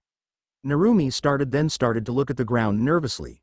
Then he poofed away and what was it called again, Ka-san? Shu-shun. Naruko tried to pronounce it.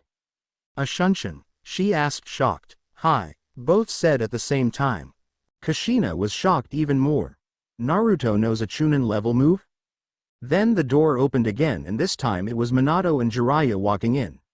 Minato saw everyone was in the living room and saw Kushina was depressed even if she was hiding it. Hello Minato-kun. She smiled like before but with greater pain. As all of them were now gathered, they all started to talk about Naruto and how much they neglected him since the twins were born.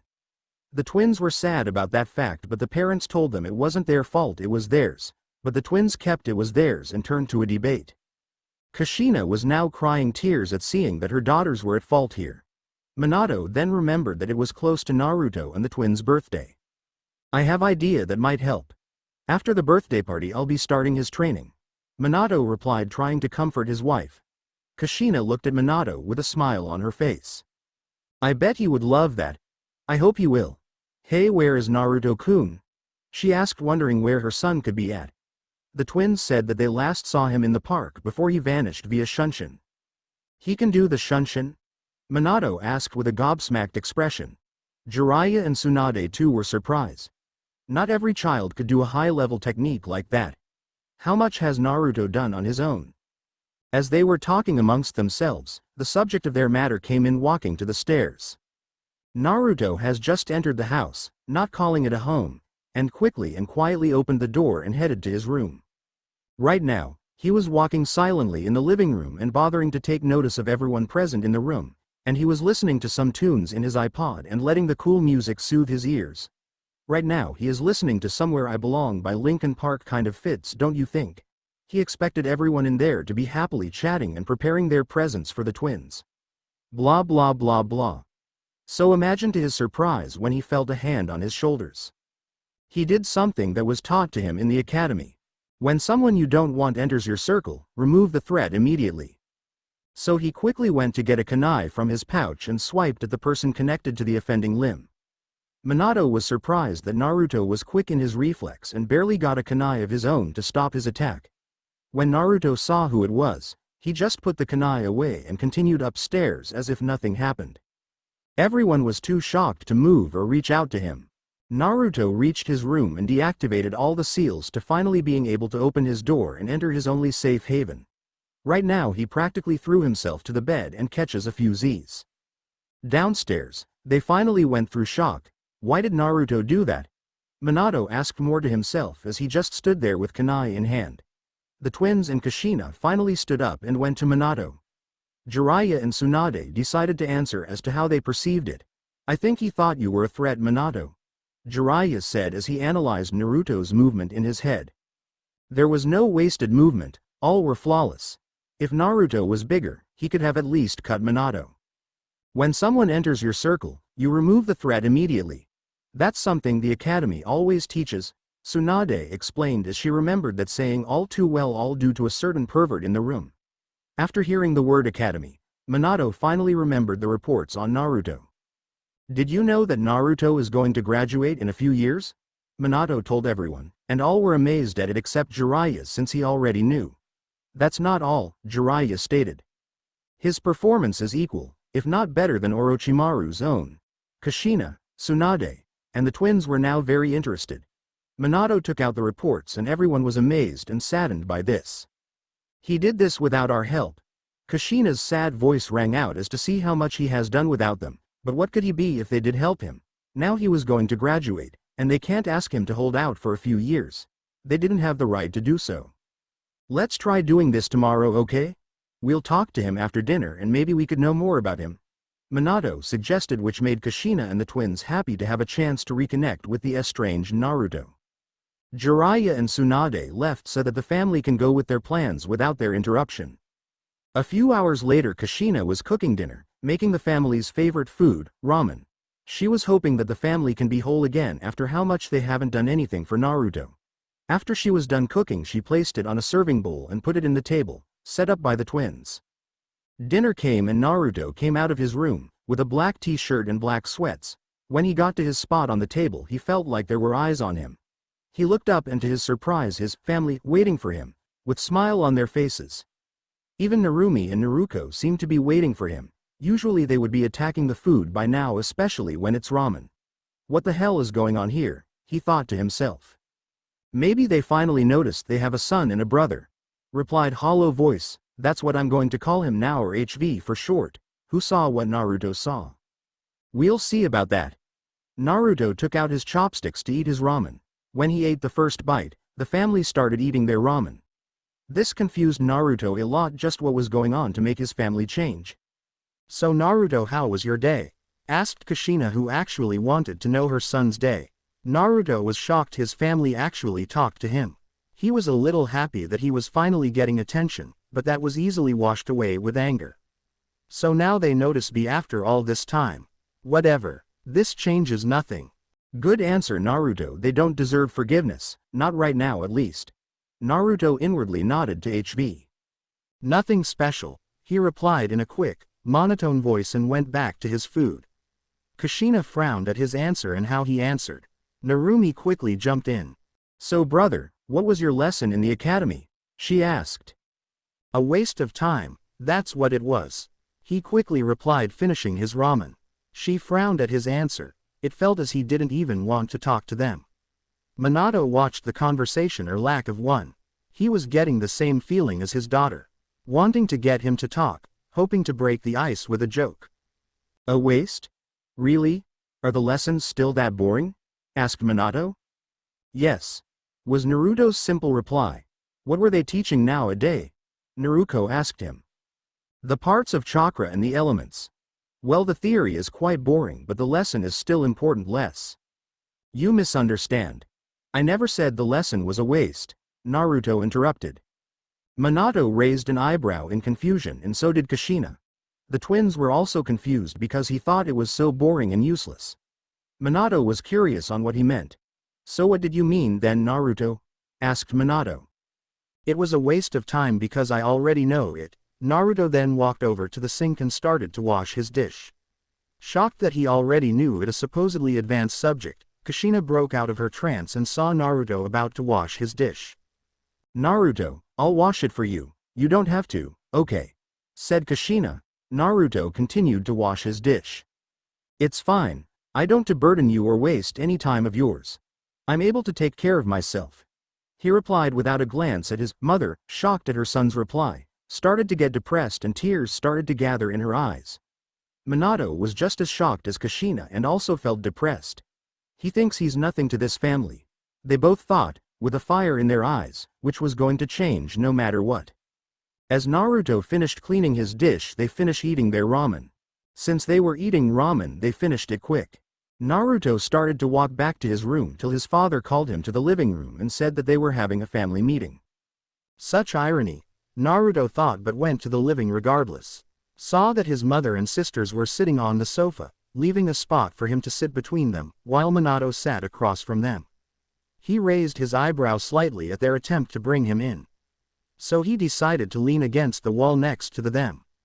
Kushina, Minato, Narumi, and Naruto frowned at this, but their determination didn't falter to bring him back. Minato decided to start it off. Naruto, me and your mother have some news that you'll like, Minato said. Naruto stared at him with his glacier-like eyes, making him flinch slightly, but continued.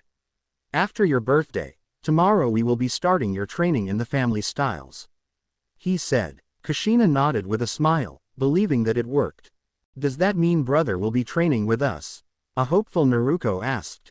Both Kushina and Minato nodded and the twins glowed with happiness. Minato looked at Naruto and was shocked at him. His face was still cold and expressionless. His eyes, unlike his bright sapphire eyes, his were frozen glaciers. His face didn't twitch, even the slightest. Both Kushina and the twins were shocked too. Both thought that Naruto would be happy that he was finally getting to train. Kushina was certain that this would work. Naruto, aren't you excited? We can now train together, exclaimed a confused Narumi. Naruto turned his cold dead eyes at her. No, I'm not. Should I be? He stated in monotone voice. Why, Naruto? Don't you want to learn our taijutsu styles? Don't you want to be strong like me and your father? Asked Kushina, trying to get Naruto to reconsider. Naruto, why don't want to train with us? Asked Minato, trying to figure out he doesn't want to train with them. I gave up on learning from your styles when you refused to teach me when you began to teach Naruto and Narumi. Minato and Kushina were shocked and curious why their son didn't want to learn their style and jutsus and be strong like them. Broken out of their thoughts when Naruto spoke, you didn't want to train me then, so why start now? I'm coming along quite well without you, stated Naruto in a neutral tone. Both his parents were greatly saddened and hurt when he said that. But before they could reply, which brings up another question, why do you want train me now? I have a few of my own theories on why you would. Guilt is the first. You feel guilty that you neglected my training, so you offered to train but would stop as soon as you felt better. Second, is perception. As Hokage and clan head, it would look bad if any child of yours wasn't strong or was weak. Finally is the village. If one of the village's weapons, Minato and Kushina cringed when he said that and were appalled that their son would think like that. Was defective or not adequately trained. ID would not be able to be used for the village. Naruto finished without a single twitch of a muscle or inflection of his voice. His family was wide-eyed and mouths agape. They were stunned and disturbed by their son, brother's rant. They were thinking a mile a second, trying to comprehend on what he said. Naruto, seeing that they weren't going to saying soon, decided to head to his room. Well, if that is all, then I'll head to my room. Good night. Naruto finished and went to his room, leaving his family shell-shocked at his rant. Kushina and the twins started to break down and cry. Minato, comforting both crying girls, trying to understand why would Naruto draw to such conclusions, he looked down at both Kushina and the twins. The twins were babbling, "Why Naruto? Why?" Kushina was in a similar state as his daughters. He decided to take them upstairs and put them to bed. He first drops off Naruko and Narumi to their room, then Kushina to theirs. He puts Kushina on the bed and sees her face and eyes red and puffy from crying. She looks up and says, "What do we do now?" Minato sighs and looks up at the ceiling. "I don't know. For once I don't have a clue on what to do." He looks back down at her and moves to sit next to her. He stares at her, uncertainty and doubt in his eyes. "I just don't know. The only thing I know is, I'm not gonna give up on bringing him back," proclaimed Minato. The doubt and uncertainty gone from his eyes, replaced with raw determination. Kushina sees this, her resolve to get her son back renewed by her husband. Both settling on their renewed determination, decided to go to bed. Naruto. He was in his room, lying in his bed sleeping. But right now he was doing something not many people can do, he was entering his mind. As he entered, he saw everything was nothing more than a void of darkness, and misty white clouds flowing in his feet where he stands. "It's finally time for us to meet, Naruto." HV's voice was heard echoing throughout the area. Naruto was looking everywhere to the source of the sound. "Behind you." Naruto turned around and was surprised to say the least. HV was practically his mirror image. His height, structure, hair, etc. was exactly a copy of Naruto, only everything in him was ghostly white like hollow Ichigo. He was also wearing a mask with no eye holes in it, and had 4 vertical stripes that were thinning as it went down, making it look like triangles. His clothes were all white, also a Spada uniform. You're the voice that's talking to me all this time?" Naruto shouted as a rare moment of showing emotion. HV just nodded, and Naruto quickly regained himself. "I have waited for this moment ever since my creation. I waited patiently for you to finally become strong enough to leave this place. I know you have questions, so ask them now." "Okay, first, what are you really?" Naruto asked. "To answer your question, I have a question of my own. Did you remember the details of your sister's birth?" "Which part exactly? Remember when you frantically ran back to your house?" Naruto nodded. "When you ran through a cloud of red that you thought was sawdust was actually chakra of the fox?" Naruto was shocked. He ran through highly toxic chakra of a demon and lived. "When you ran through it, bits of it were absorbed in you. The chakra that came inside of you was the spiritual half of it. As it came inside of you, it tried to find something to feed off of you. As time went by and your parents ignored you, it finally found something to consume, your negative emotions. Sadness, anger, hate, envy, and others were eaten by that chakra. As time went on, the chakra manifested itself to create a form, me. Yes, I am the personification of all your negative emotion." Naruto absorbed it all. He finally understood everything about the creation of the being in front of him. "Tell me, why are you helping me?" "Because what you want is what I want. You and I are mere 2 sides of the same coin. I am you and you are me. But I am far stronger than you are now." Naruto seemed perplexed. How could he be stronger than him when he said they were the same? As he thought of this, HV vanished suddenly and got behind him. "Huh," was all he could ask before HV vanished again and started flashing around Naruto. "This is what I can do and so much more." He then stopped and pointed his finger in the opposite direction of Naruto, and soon a ball of black energy formed at the tip and fired a black beam away from them. "Now you see the difference of our power. As I said, I am stronger than you currently are." Naruto was amazed and shocked to the core. That kind of power would make an army cower before him. It was terrifying yet amazing. "Wait, how come I don't have that kind of power?" he asked. "You will have this power, but not yet." This confused him, but HV explained further. "You will have it, But not until we unify, Naruto asked. Unify? The only way for us to do that is if you defeat me. Naruto was gobsmacked. How am I supposed to defeat you with that kind of power? That is why you must leave. Get stronger outside, since in here your resources are limited. You can only so much from the scrolls of your family, the library and your academy. The whole world is out there waiting to be explored. You need to become stronger, so we can become one. Naruto understood now. To beat him, he needs power. Power he can't get here, not with limited knowledge. He needs to learn outside, think outside the box and explore things he hasn't tried or experienced. Now I will teach you what I can for you right now. You can't do that Sero yet, but you can use Sonito. Sero? Sonito? Asked a confused Naruto. I'll talk about them in a later date, for now we train. And for hours, he practiced Sonito and now it was time for Naruto to wake up. Naruto groggily woke as he was trying to stand up. As he stood he tried to do a Sonito, and to his joy he could do it without any problem. Naruto looked at the clock next to his nightstand and saw that it was 10:30 in the morning. Naruto sighed and started getting dressed. He was wearing a black shirt, a dark blue pair of pants and black shoes. He then made his way to leave through the front door. As he made his way to the front door, not even bothering to look at his family as they ate their food for the morning, when Minato came up to him and stopped him and said to him, Naruto, I know I haven't been the greatest of fathers, but I do care about you and your well-being, so I want you to have this. He then went into his pocket and pulled out a tri-pronged kunai and gave it to Naruto. Naruto looked at the tri-pronged kunai and then looked over at a family photo, one Kushina replaced with a copy to make sure none would get worried. Everyone was smiling happily except for him. In the background he had a frown on his face and several feet away from them.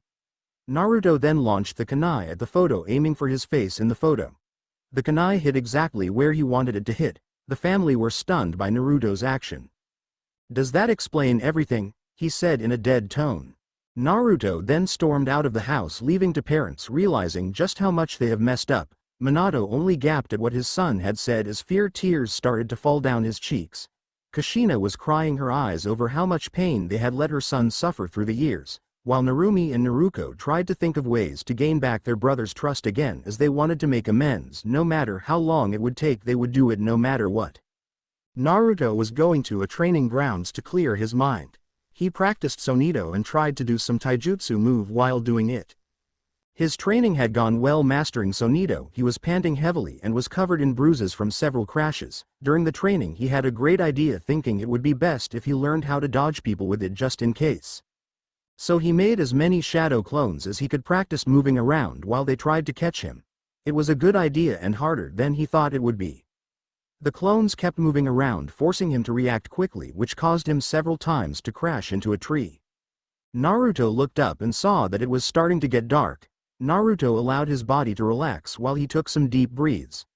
When he regained his breath he looked back to the city of Konoha and said out loud to himself, soon it will be over, soon. I will be free of them, just 5 more days. Naruto then started walking back to the estate, knowing what he will be in for when he got there. He would leave this place. Back at the Namikaze house, Kushina was being comforted by Tsunade and Minato while she was crying her eyes out. The twins left, going to the Yamanaka flower shop, visiting their friend Ino, but also to clear their head to think better on how to get Naruto back into the family. Minato felt guilty about what he has done, or lack of, and wondered what he could do to show Naruto that he did care for him. Kushina had guilt washing over her completely over what she had let her son go through and wondered what she could have done, crying on Tsunade. Tsunade was also starting to feel guilty because she had also favored the twins over Naruto in training her as well. Hell, she doesn't even remember if she had a gift for him on their birthday. Jiraiya soon entered through the door and saw a crying Kushina being comforted by Tsunade and a tri-pronged kunai through the family picture where Naruto was in it. What did I miss? Jiraiya asked. Minato told him about the events starting from last night at dinner to this morning. Jiraiya had a frown on his face and sighed. Guilt coming over him as well for the same reasons as Tsunade. Well, you aren't the only one, Minato. I haven't exactly been a good godparent myself. Yeah, do you think that if I teach Naruto the Rasengan he'll forgive me? Possibly. I think I'll let him sign the Toad contract as well. Who knows, Minato, I may end up having both of your kids as my apprentices, but I'm sure if he says no then Tsunade will let him sign the Slug contract. The two men looked at Tsunade to see if she would agree to. She had a smile on her face and nodded, showing that she agreed to it. Kushina smiled, thinking that soon her baby boy will see that he does matter to people here and be back feeling that he belonged with them. Minato went over to Kushina and cupped her cheek, making her look at him, and said to her, "Kushina, I said that I wouldn't give up on Naruto until I brought him back, and I intend to do just that." Kushina smiled, thinking that everything was finally going to start getting better again after this whole ordeal is over. She would do her best to make amends, hopefully having him feeling like he belongs here at the party. 4 days later, Naruto woke up and took a quick look at the clock and saw that it was only 7 in the morning. After he said quick good morning to his two friends and senseis, he activated the seal he made on his door to let him know if people entered the room, and quickly got dressed wearing a gray pair of pants with a black shirt and ran down to get a bowl of cereal before his family woke up and tried to reconnect with him. After he finished his bowl of cereal and orange juice, he placed the dirty dishes into the sink. As much as he didn't want to, he had made a note telling them that he went out training. After an hour that Naruto left the house, Naruko and Narumi woke up really happy since today she was going to go visit Satsuki and Naomi. They both went to go the usual morning routine of brushing their teeth. After that they changed while Kushina went to the kitchen to prepare breakfast for the family, and Minato reviewed what he was going to teach Naruto.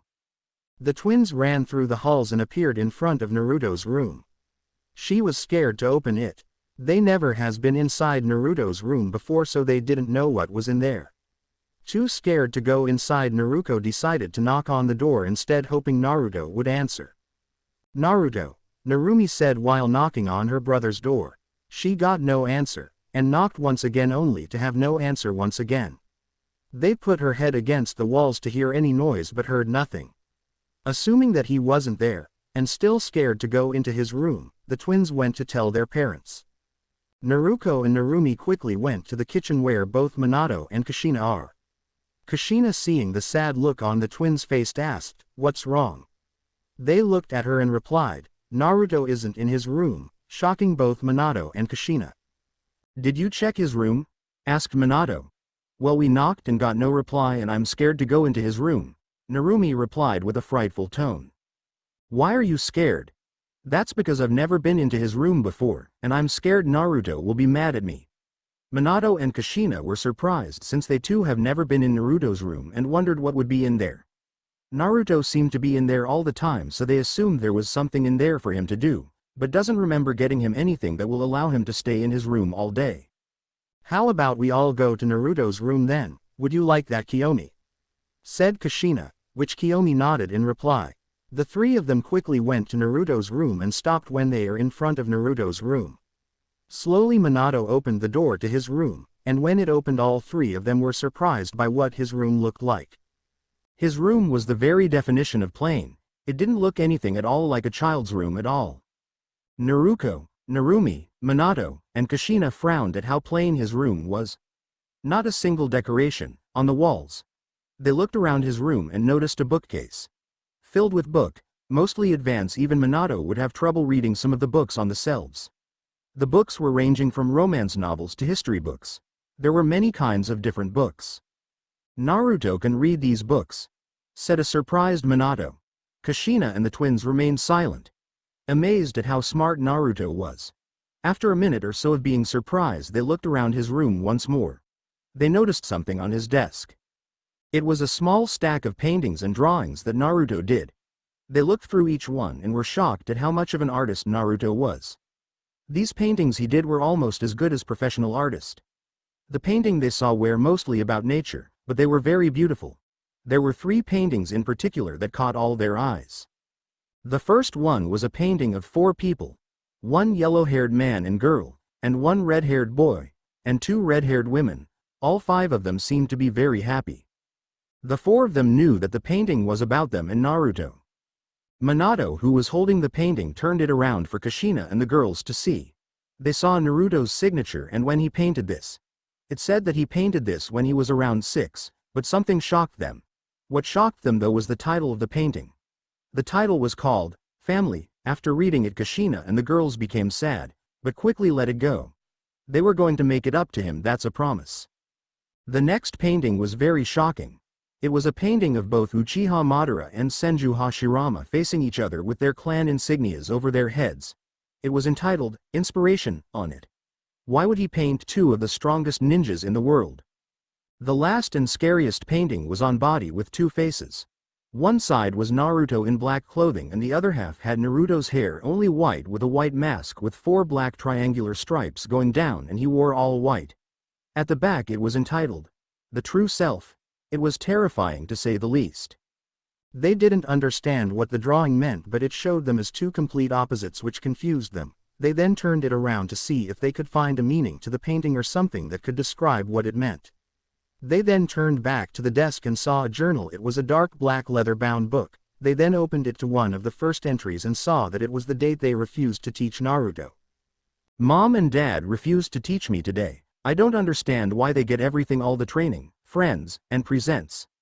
I never received anything. Does anyone even know my birthday, or even if I existed? The Namikaze family was saddened by this and flipped the page to the next page. I suddenly hear voices in my head. It counseled me and it understands me. Does that seem familiar to anyone? I don't know why it's there, but it became my friend, my guide, and my support for my sanity and life. I think it wants to help me. They were scared and confused at the entry. What voice was in his mind? What was it telling him? Was this voice friendly or not?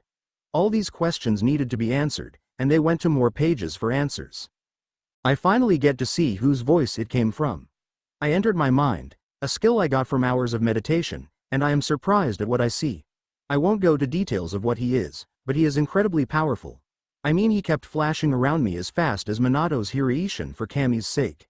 His other ability is what really scared me. He shot a black beam that could destroy almost anything in its path. He said he can teach me that flash move, Sonito, but can't teach me that beam attack yet. That caused their eyes to widen in surprise. This thing might not be good for Naruto, but they knew it will only cause more damage if they try to talk him out of it. That was the last entry in the book. When they looked at the date, they saw that it hasn't been updated in a while. They need some information now. They came out of their daze when they heard a knock. They turned around and were surprised to see Naruto standing in the doorway to his room covered with sweat and had an annoyed expression on his face. "Can I help you?" Naruto asked coldly and with a slight tinge of anger in it. Kushina came forward and told him, "Naruto, breakfast is ready. We were coming to get you, but you weren't answering, so we came in to get you." While Kushina was talking to Naruto, Minato activated a seal on his arm storing the journal and several of the paintings inside and decided to bring the information up with Tsunade and Jiraiya, thinking that maybe his sensei had anything about this. "I've already ate. I went out training after I finished my breakfast. Now if there is nothing else you need, then could you please leave? I want to alone right now." Minato stepped forward and told him, "Yeah, but maybe something small then, all right, to help you regain your energy."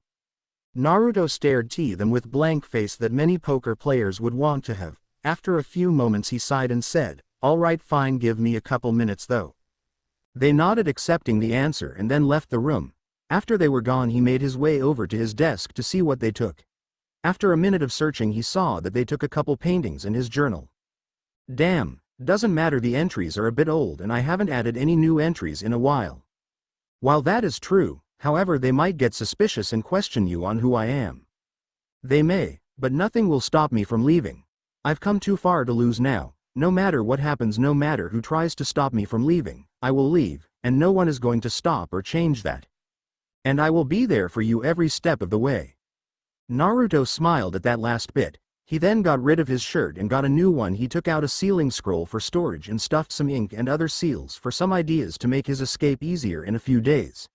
He then sighed and went down to the dining room to get them to leave him alone for a little bit.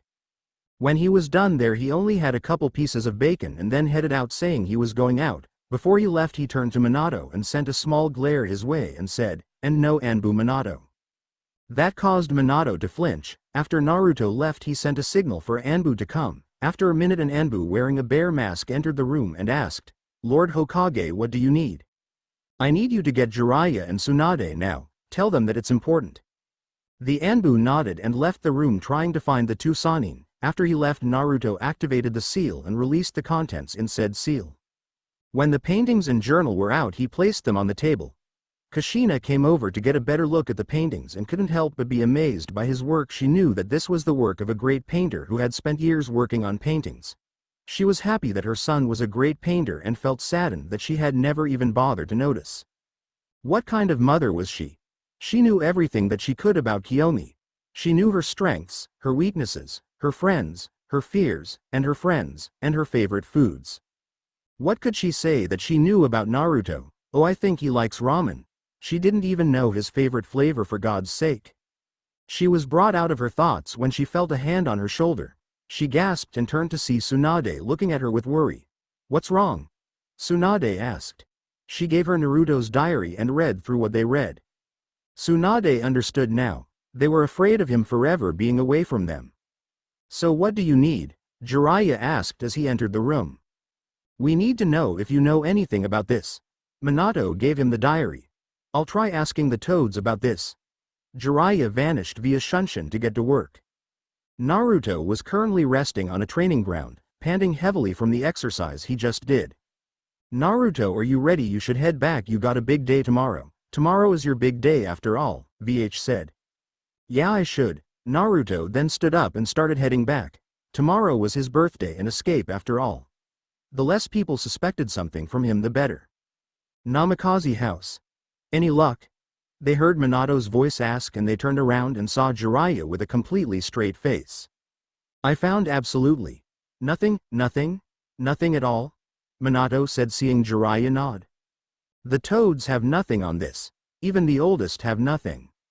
The only person who knows what this really is Naruto, but if we ask him it could cause more damage than good," Jiraiya said. "I suggest we wait a bit after we fix things up and then ask him. Is that all right?" The two parents nodded and then returned the journal to its rightful place and waited for their children. When the girls entered the room, they had a thinking look on her face and said that they had a good time over at Satsuki's house. When Naruto entered the house, he sent a nod their way and said goodnight to the twins.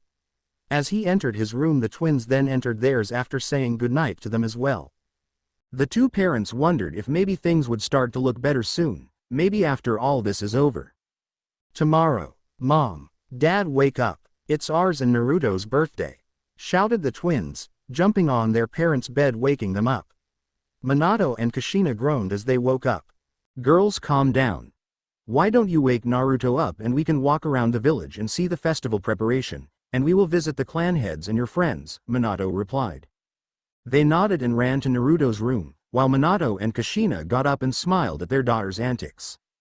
They knocked on the door but turned around when she heard Naruto and told him what their parents told them. Naruto nodded and told them that he would be getting ready. They ran down, leaving Naruto, who went into his room, and he quickly changed into his normal gray pants and a dark gray t-shirt. He threw his dirty clothes into his dirty laundry basket. When he was done getting ready, he closed the door behind him, forgetting about the plan he left inside his dirty pants pocket, the one he made last night. He went downstairs and ate breakfast with his family, and they left the house to walk around the village and clan houses.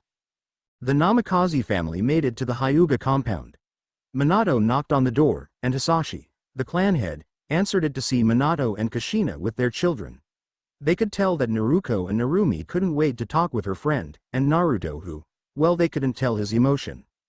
"Hello, Minato. Nice of you to make it," greeted Hisashi, who is a good friend of Minato. "Yo, Hisashi. How's it going?" replied Minato.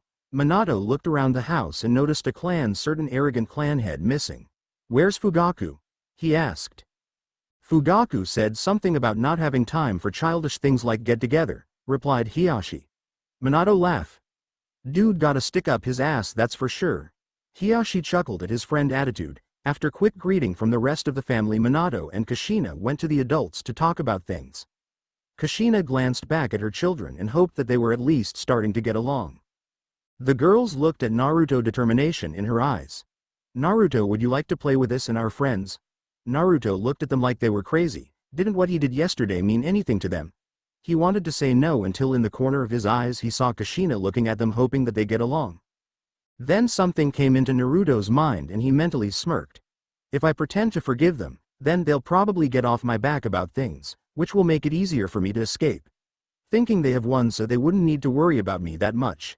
He looked at the girl's still determined face and nodded. "Sure, that would be nice." They quickly dragged Naruto to their friends, which were Ino, Hanabi, and Hinata, since they were the only girl there really because it was a clan head family get-together. As both twins and Naruto sat down, Ino, Hanabi and Hinata greeted them but were looking at Naruto. Naruto just shrugged it off and greeted both of them, ignoring their looks. After a minute of awkwardness, Ino, Hanabi, Hinata, and the twins talked like little gossip girls. Naruto groaned, closed his eyes and turned his iPod on, Engel Rammstein, and listened as best as he could. Naruko and Narumi saw this and frowned but understood that he didn't understand girl talk. Neither do I. While the clan heads was walking with each other and watching their children interact. Minato was currently talking with Hiyashi, Shikaku, Shoza, and Inoichi, while Kushina was talking with the wives of the clan heads, but really she was paying most of her attention to Naruto. She saw his eyes closed, which she thought that he was sleeping, and it made her frown because he was interacting with anyone. It made her start to think that Naruto doesn't have any friends, and was lonely his whole life, which made her even more sad. Since she was part of the reason why he was lonely, because she played favorites and neglected him over the wins, not listening to her motherly instinct, instead listening to Minato and her ninja self, something she now regretted. After 2 to 3 hours it was noon, and time for the Namikaze family had to leave so that they could prepare for the party and to see the festival preparation. During the clan visit, after Naruko and Narumi finished their girl talk with Ino, Hanabi, and Hinata, they tried to get to know Naruto better by asking him questions, which he gave them answers, and they started to talk. He pretended to enjoy being around his family. During the walk in the village, everyone greeted the Hokage and his family. During the walk, Kushina and Minato noticed that Naruto was talking with Naruko and Narumi. It seems he forgives us, both Kushina and Minato thought, as they continue walking. After an hour, Minato decided that it was time to go home, so that they could prepare for the birthday party. When they reached inside the Namikaze home, Kushina looked at her kids and said, "Why don't you three clean up and change for the party?" Naruto and the twins both nodded and went to their rooms. Kushina went to change and cook for the party, while Minato got the decoration ready. Luckily he put some seals around the house that were used for the Flying Thunder God Jutsu, which made it quicker for him to decorate. Hours later, time 6 p.m. It was 6 p.m. Time for the party to begin. The Namikaze house was filled with friends, children, and adults. There were the clan heads and their family, the third Hokage's family, Naruto, and the twins' godparents Jiraiya and Tsunade. There was also some Jonin shinobis who were close friend to Minato and Kushina, one of which was Kakashi, Kurenai, and Yugo, who was once a student to Minato and Kushina. The twins were currently talking with her friends, which were Ino, Hinata, Sakura, Hanabi, and some girls in her class. There were also some guys that hanged with her like Shikamaru, Kiba, Koji, and Shino. The twins though was not engaged into the conversation, instead they were trying to find Naruto. Earlier when they finished helping their dad with the decoration, they waited for her brother to finish his nap. She waited for a while, but then the guests started coming and quickly their friends assaulted them. Naruto himself was standing in the corner away from the crowd where no one can see him. He was currently observing the party, watching everyone and how the party was progressing, so that he would know the right time to escape. About an hour has passed and he finished eating dinner, and still observed the party as it progressed. He smirked when they started to take out the alcohol. Now all I have to do is wait till they're all drunk, he thought to himself. 30 minutes later most of the adults were drunk, one including Minato, though he wasn't as drunk as the others. Naruto knew it was time for him to leave. He got up to go to his room, but someone bumped into him. It was Kushina. "Naruto, where are you going?" she asked. "I am going to sleep. I'm very tired," he said, faking a yawn. Kushina wanted him to stay and enjoy the party, but he was tired, so she let him go. In his room he got his things ready and checked if he had everything he needed. In his backpack he had a few things in his backpack holding his possessions. He also brought kunais and shuriken for practice. Extra clothes consisting of 2 shirts, 1 gray, 1 black combat pants, and undergarments. He packed his things and put on his backpack, put on his shoes, opened the window and looked at his room once more before he would leave. Looking over at his table he saw a stack of his artwork. He saw 2 paintings, the ones that his family was looking at earlier in the day. He picked one of the pictures up and put it in one of his scroll. After he pulled out a kunai, sliced the other picture making it break, and jumped out of the window when he finished. He was lucky the gate was opened for incoming people that might be late to the party. He sneaked past a couple of drunken people and exited the gate. In the village, Naruto could see many people still celebrating. Children playing the games and the festival, while the mothers watch over them or talking to their friend. The men were mostly drunk from the many alcohol drinks that they drank. Naruto went through the festival, making sure no one saw him. He hated the fact that the house was on the opposite side of the village from the main gate. So it was going to take him forever to reach the main gate, since the other gates were closed for the ceremony to make sure that if there was an attack they would have to come through the main gate. It already took him an hour to get the festival and only the beginning. It took him forever because he had to take long routes and make sure no one spotted him, not even the ANBUs. He sighed thinking about how much more distance he has left, and the many people he would have to hide from in the festival. He inwardly groaned, this was going to take forever. Later on, the time was 9, about an hour since Naruto left. The party doesn't seem to be getting smaller or tiring down, if anything it seems to be getting wilder. There were karaoke coming from the living room, with many more drunken adults singing. The children were running around the house. Minato, who was slightly drunk since he didn't drink much, quieted everyone down. Now then, it is time for Naruto and Narumi to open their presents, said Minato when everyone quieted down and was listening to Minato. Naruto and Narumi, who heard what their father said, smiled in happiness. For a while now they have been sad because they haven't found Naruto. But the mention of present brought her out of her sad thoughts. The only thing in her mind at the moment was their presents. First off was Jiraiya, who walked up to them with a giant scroll. Many people were wide-eyed knowing what the scroll was. Tsunade though was fuming when she saw the scroll. She wanted to give them the summoning contract to the slug, but apparently Jiraiya beat her to it. Girls, I want to give you the toad summoning contract, Jiraiya said. Their eyes widened. They knew what the toads summoning from what their father told them, and also wanted to summon toads like their father. They started to jump in glee. Jiraiya chuckled while everyone laughed. Now sign here with your blood, Jiraiya said, pointing to the blank space next to Minato's name. They bit their thumbs so blood could come out, then they wrote their names the best they could. After it was done, Jiraiya closed the scroll and Minato came up to them telling them that they will have extra training so that they could summon the toads. After they opened all the presents, which consist of clothes, toys, and things from her friends and clan heads, their mother though got her a wooden katana and said that she will be teaching her in the family kenjutsu style, which got them happy. Minato gave her some of his special kunais and said he will start preparing her for the more advanced stuff of his training. Minato was a little worried because he hasn't seen Naruto during the party and hoped that he was fine. Don't worry about Naruto. He went to his room to sleep, said Kushina. Naruto and Narumi frowned. Their plan was ruined, but they didn't want to bother Naruto either. They sighed and went back to their friends. When Kushina saw everyone going back to party, she slipped away from the party to go check on Naruto. She was surprised to say the least when she saw his room's light was on and decided to enter the room. She opened the door quietly and looked around the room. The only light was from the moon. She found the light switch and quickly switched it so the light would turn on. She looked around the now lit room and was shocked to not see Naruto frown. She thought that he probably went to the restroom or something, so she waited. Might as well wait for Naruto while he was awake to tell him good night. While waiting, Kushina looked around his room and saw the basket holding Naruto's dirty laundry. When she looked inside, she saw a piece of paper slightly hanging out of one of Naruto's pant pocket. Curious, she pulled the paper out and read it. She gasped and then quickly ran out of the room and back to the party, looking for Minato. She quickly found Minato, who was in a group talking with some of the clan heads. She quickly ran to them. Minato saw Kushina coming up into the group slightly panting with fear, and worry written all over her face. "What's wrong, Kushina?" asked Minato. "It's Naruto," she replied, who didn't get to finish when Minato interrupted her. "What about Naruto?" Minato interrupted. "Naruto is leaving the village," she shouted loudly that the whole party heard and stopped what they were doing to look at Kushina. Minato was shocked to hear this. "What do you mean he's leaving the village?" Minato asked rather loudly. "I went up to his room to check up on him, but he wasn't there, but I found this note on his desk," Kushina said, handing the note to them.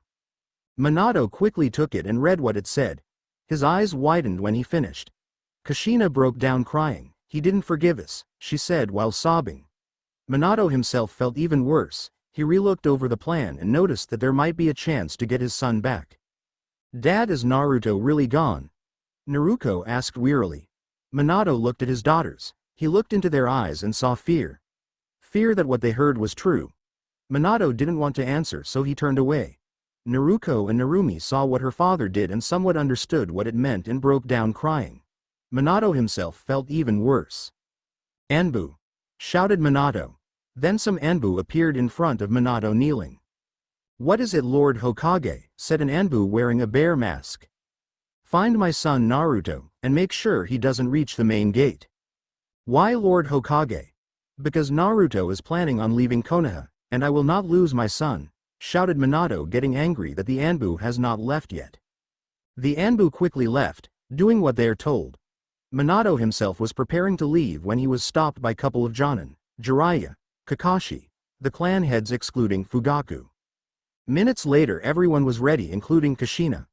Minato looked shocked to see Kushina. What are you doing, Kushina? Asked Minato. Helping to look for Naruto. What else? She replied, getting annoyed of why they haven't left yet, and Minato questioning something like this. No, you can't, you have to stay and watch the children. Don't worry, I will bring Naruto back. With that Minato left, leaving an angry Kushina before she could say anything.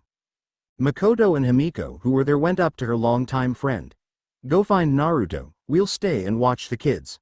Makoto told Kushina. Thank you, Makoto. Himiko, Kushina replied, and started to leave. Bring your son back.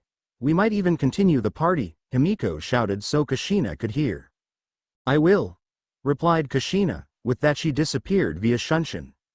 Later on, Naruto finally got outside of Konoha, though it took forever. He easily got past the guards at the gate since they were knocked out from drinking too much. He signed to himself. It took him forever to get here after dodging people and making sure not to be spotted. He was lucky the festival pretty much reached all the way to the main gate. Finally out of that god-forsaken village, said Naruto with relief and rare happiness. Still, you shouldn't relax yet, you're still in Konoha territory. HV told Naruto, sounding slightly tired. He was right. Even though he was right outside of Konoha, it didn't mean he should relax, since he was still in Konoha territory. He inwardly nodded to HV, but noticed that when he talked he sounded a little emotional, which was odd. He wanted to ask him what was wrong but felt chakra signals that brought him out of his current thought. He cursed to himself when he sensed that they were all Jonin to Anbu level shinobi. Quickly he hid himself behind a tree and tried his best to conceal his chakra, hoping no one would sense him. After waiting for a while he saw a few Jonin pass by him. When there was no one left he got out of his hiding spot and began running again, only to stop when he noticed about 3 people waiting for him. He cursed to himself since he knew now that his plan was going to fail. In front of him stood Kakashi, Jiraiya, and Hitomi. Naruto stopped a few yards away from them, staring at them with impassive eyes that hid a great fear, since they were some of the strongest in the village. Naruto, you need to come home, Jiraiya said. Naruto glared at Jiraiya and Kakashi, 2 people he didn't really care for, since they both were somehow related to his father. One being his teacher while the other being his student. But both were both strong, something he respected that about them. A little bit because they forgot about him as well. Why would I do that? Naruto said in a cold, dead voice that scared them somewhat since it was coming from a child. That's because your father, mother and sister want you back home. Sensei, Kushina, Naruko and Narumi want you home so you all can be a family again, said Kakashi, jumping into the conversation, hoping to change Naruto's mind about leaving. He frowned when Naruto's face didn't lighten up. Naruto now glared at Kakashi and replied, since when have I been considered family?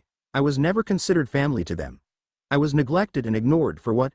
Only because Naruko and Narumi contains the Kyuubi, making Hitomi, Kakashi, and Jiraiya to flinch. Naruto, seeing Hitomi, Jiraiya, and Kakashi flinch, tried to run but stopped when he saw them also move. Naruto examined them and noticed that Jiraiya and Kakashi stood in front while Hitomi stood a few yards back. Seconds later Naruto felt more chakra signal. He mentally cursed to himself. He didn't want his plan to fail. All that planning for what? Only to fail. No, he will not allow that. He had to think of something, anything, quickly. Naruto, don't hide your true power anymore, are you sure? Yes. My father? My mother? My sisters? Naruto questioned as he moved his hand to the seal on his arm. thinking that now is the time to show them what he can do.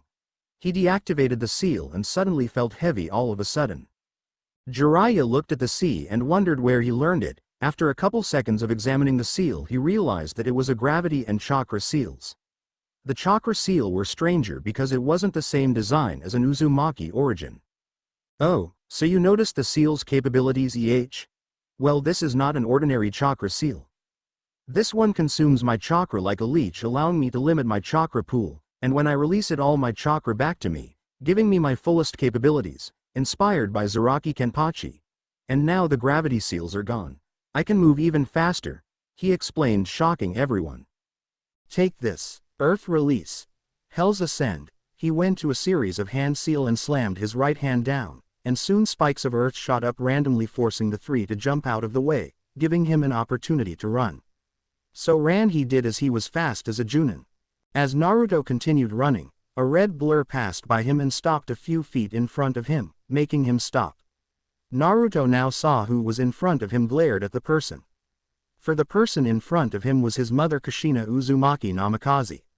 She wore her battle gear, but without her katana since she had to rush.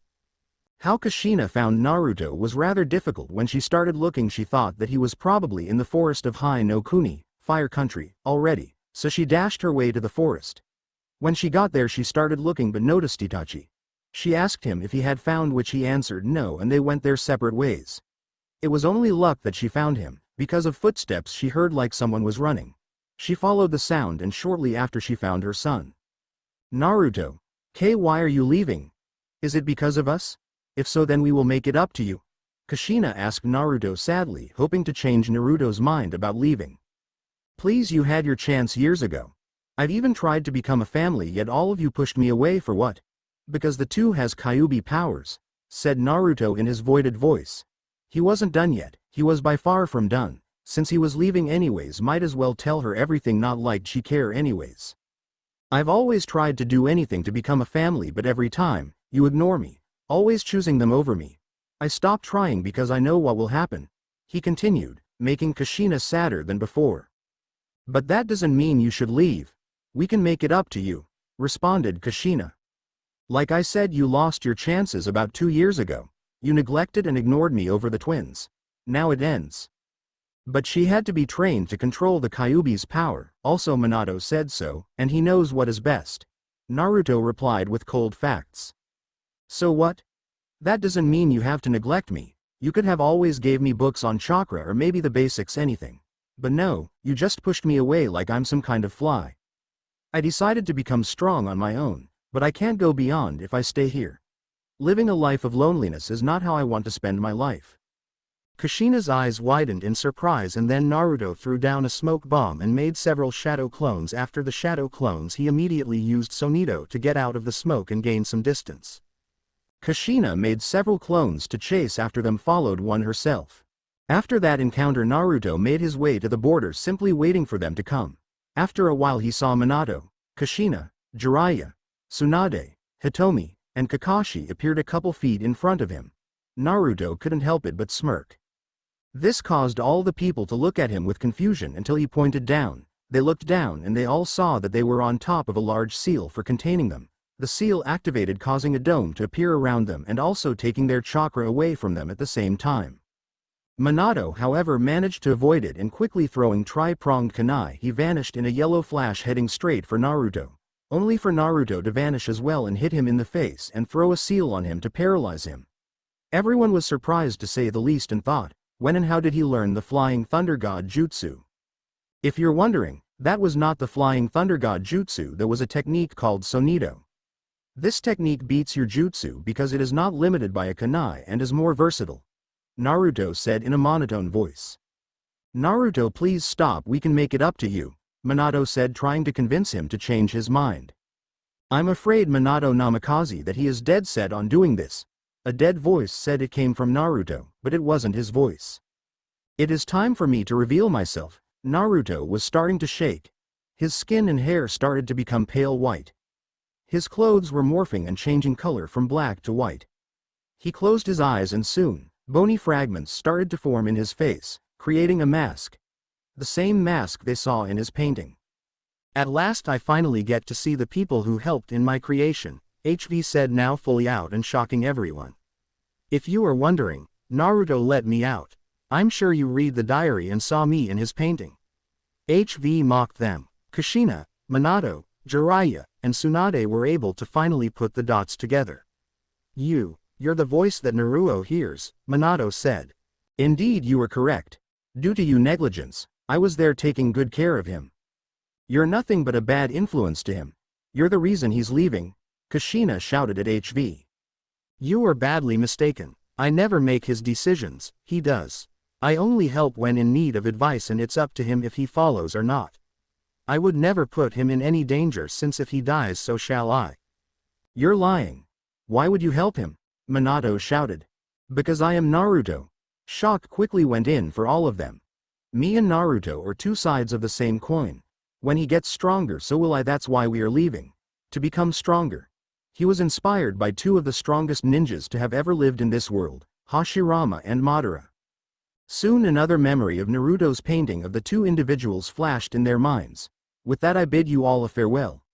Naruto Uzumaki Namikaze is dead and never coming back. HV used Sonito to get away as soon as he felt more chakra signatures coming, ignoring the pleas for him to come back.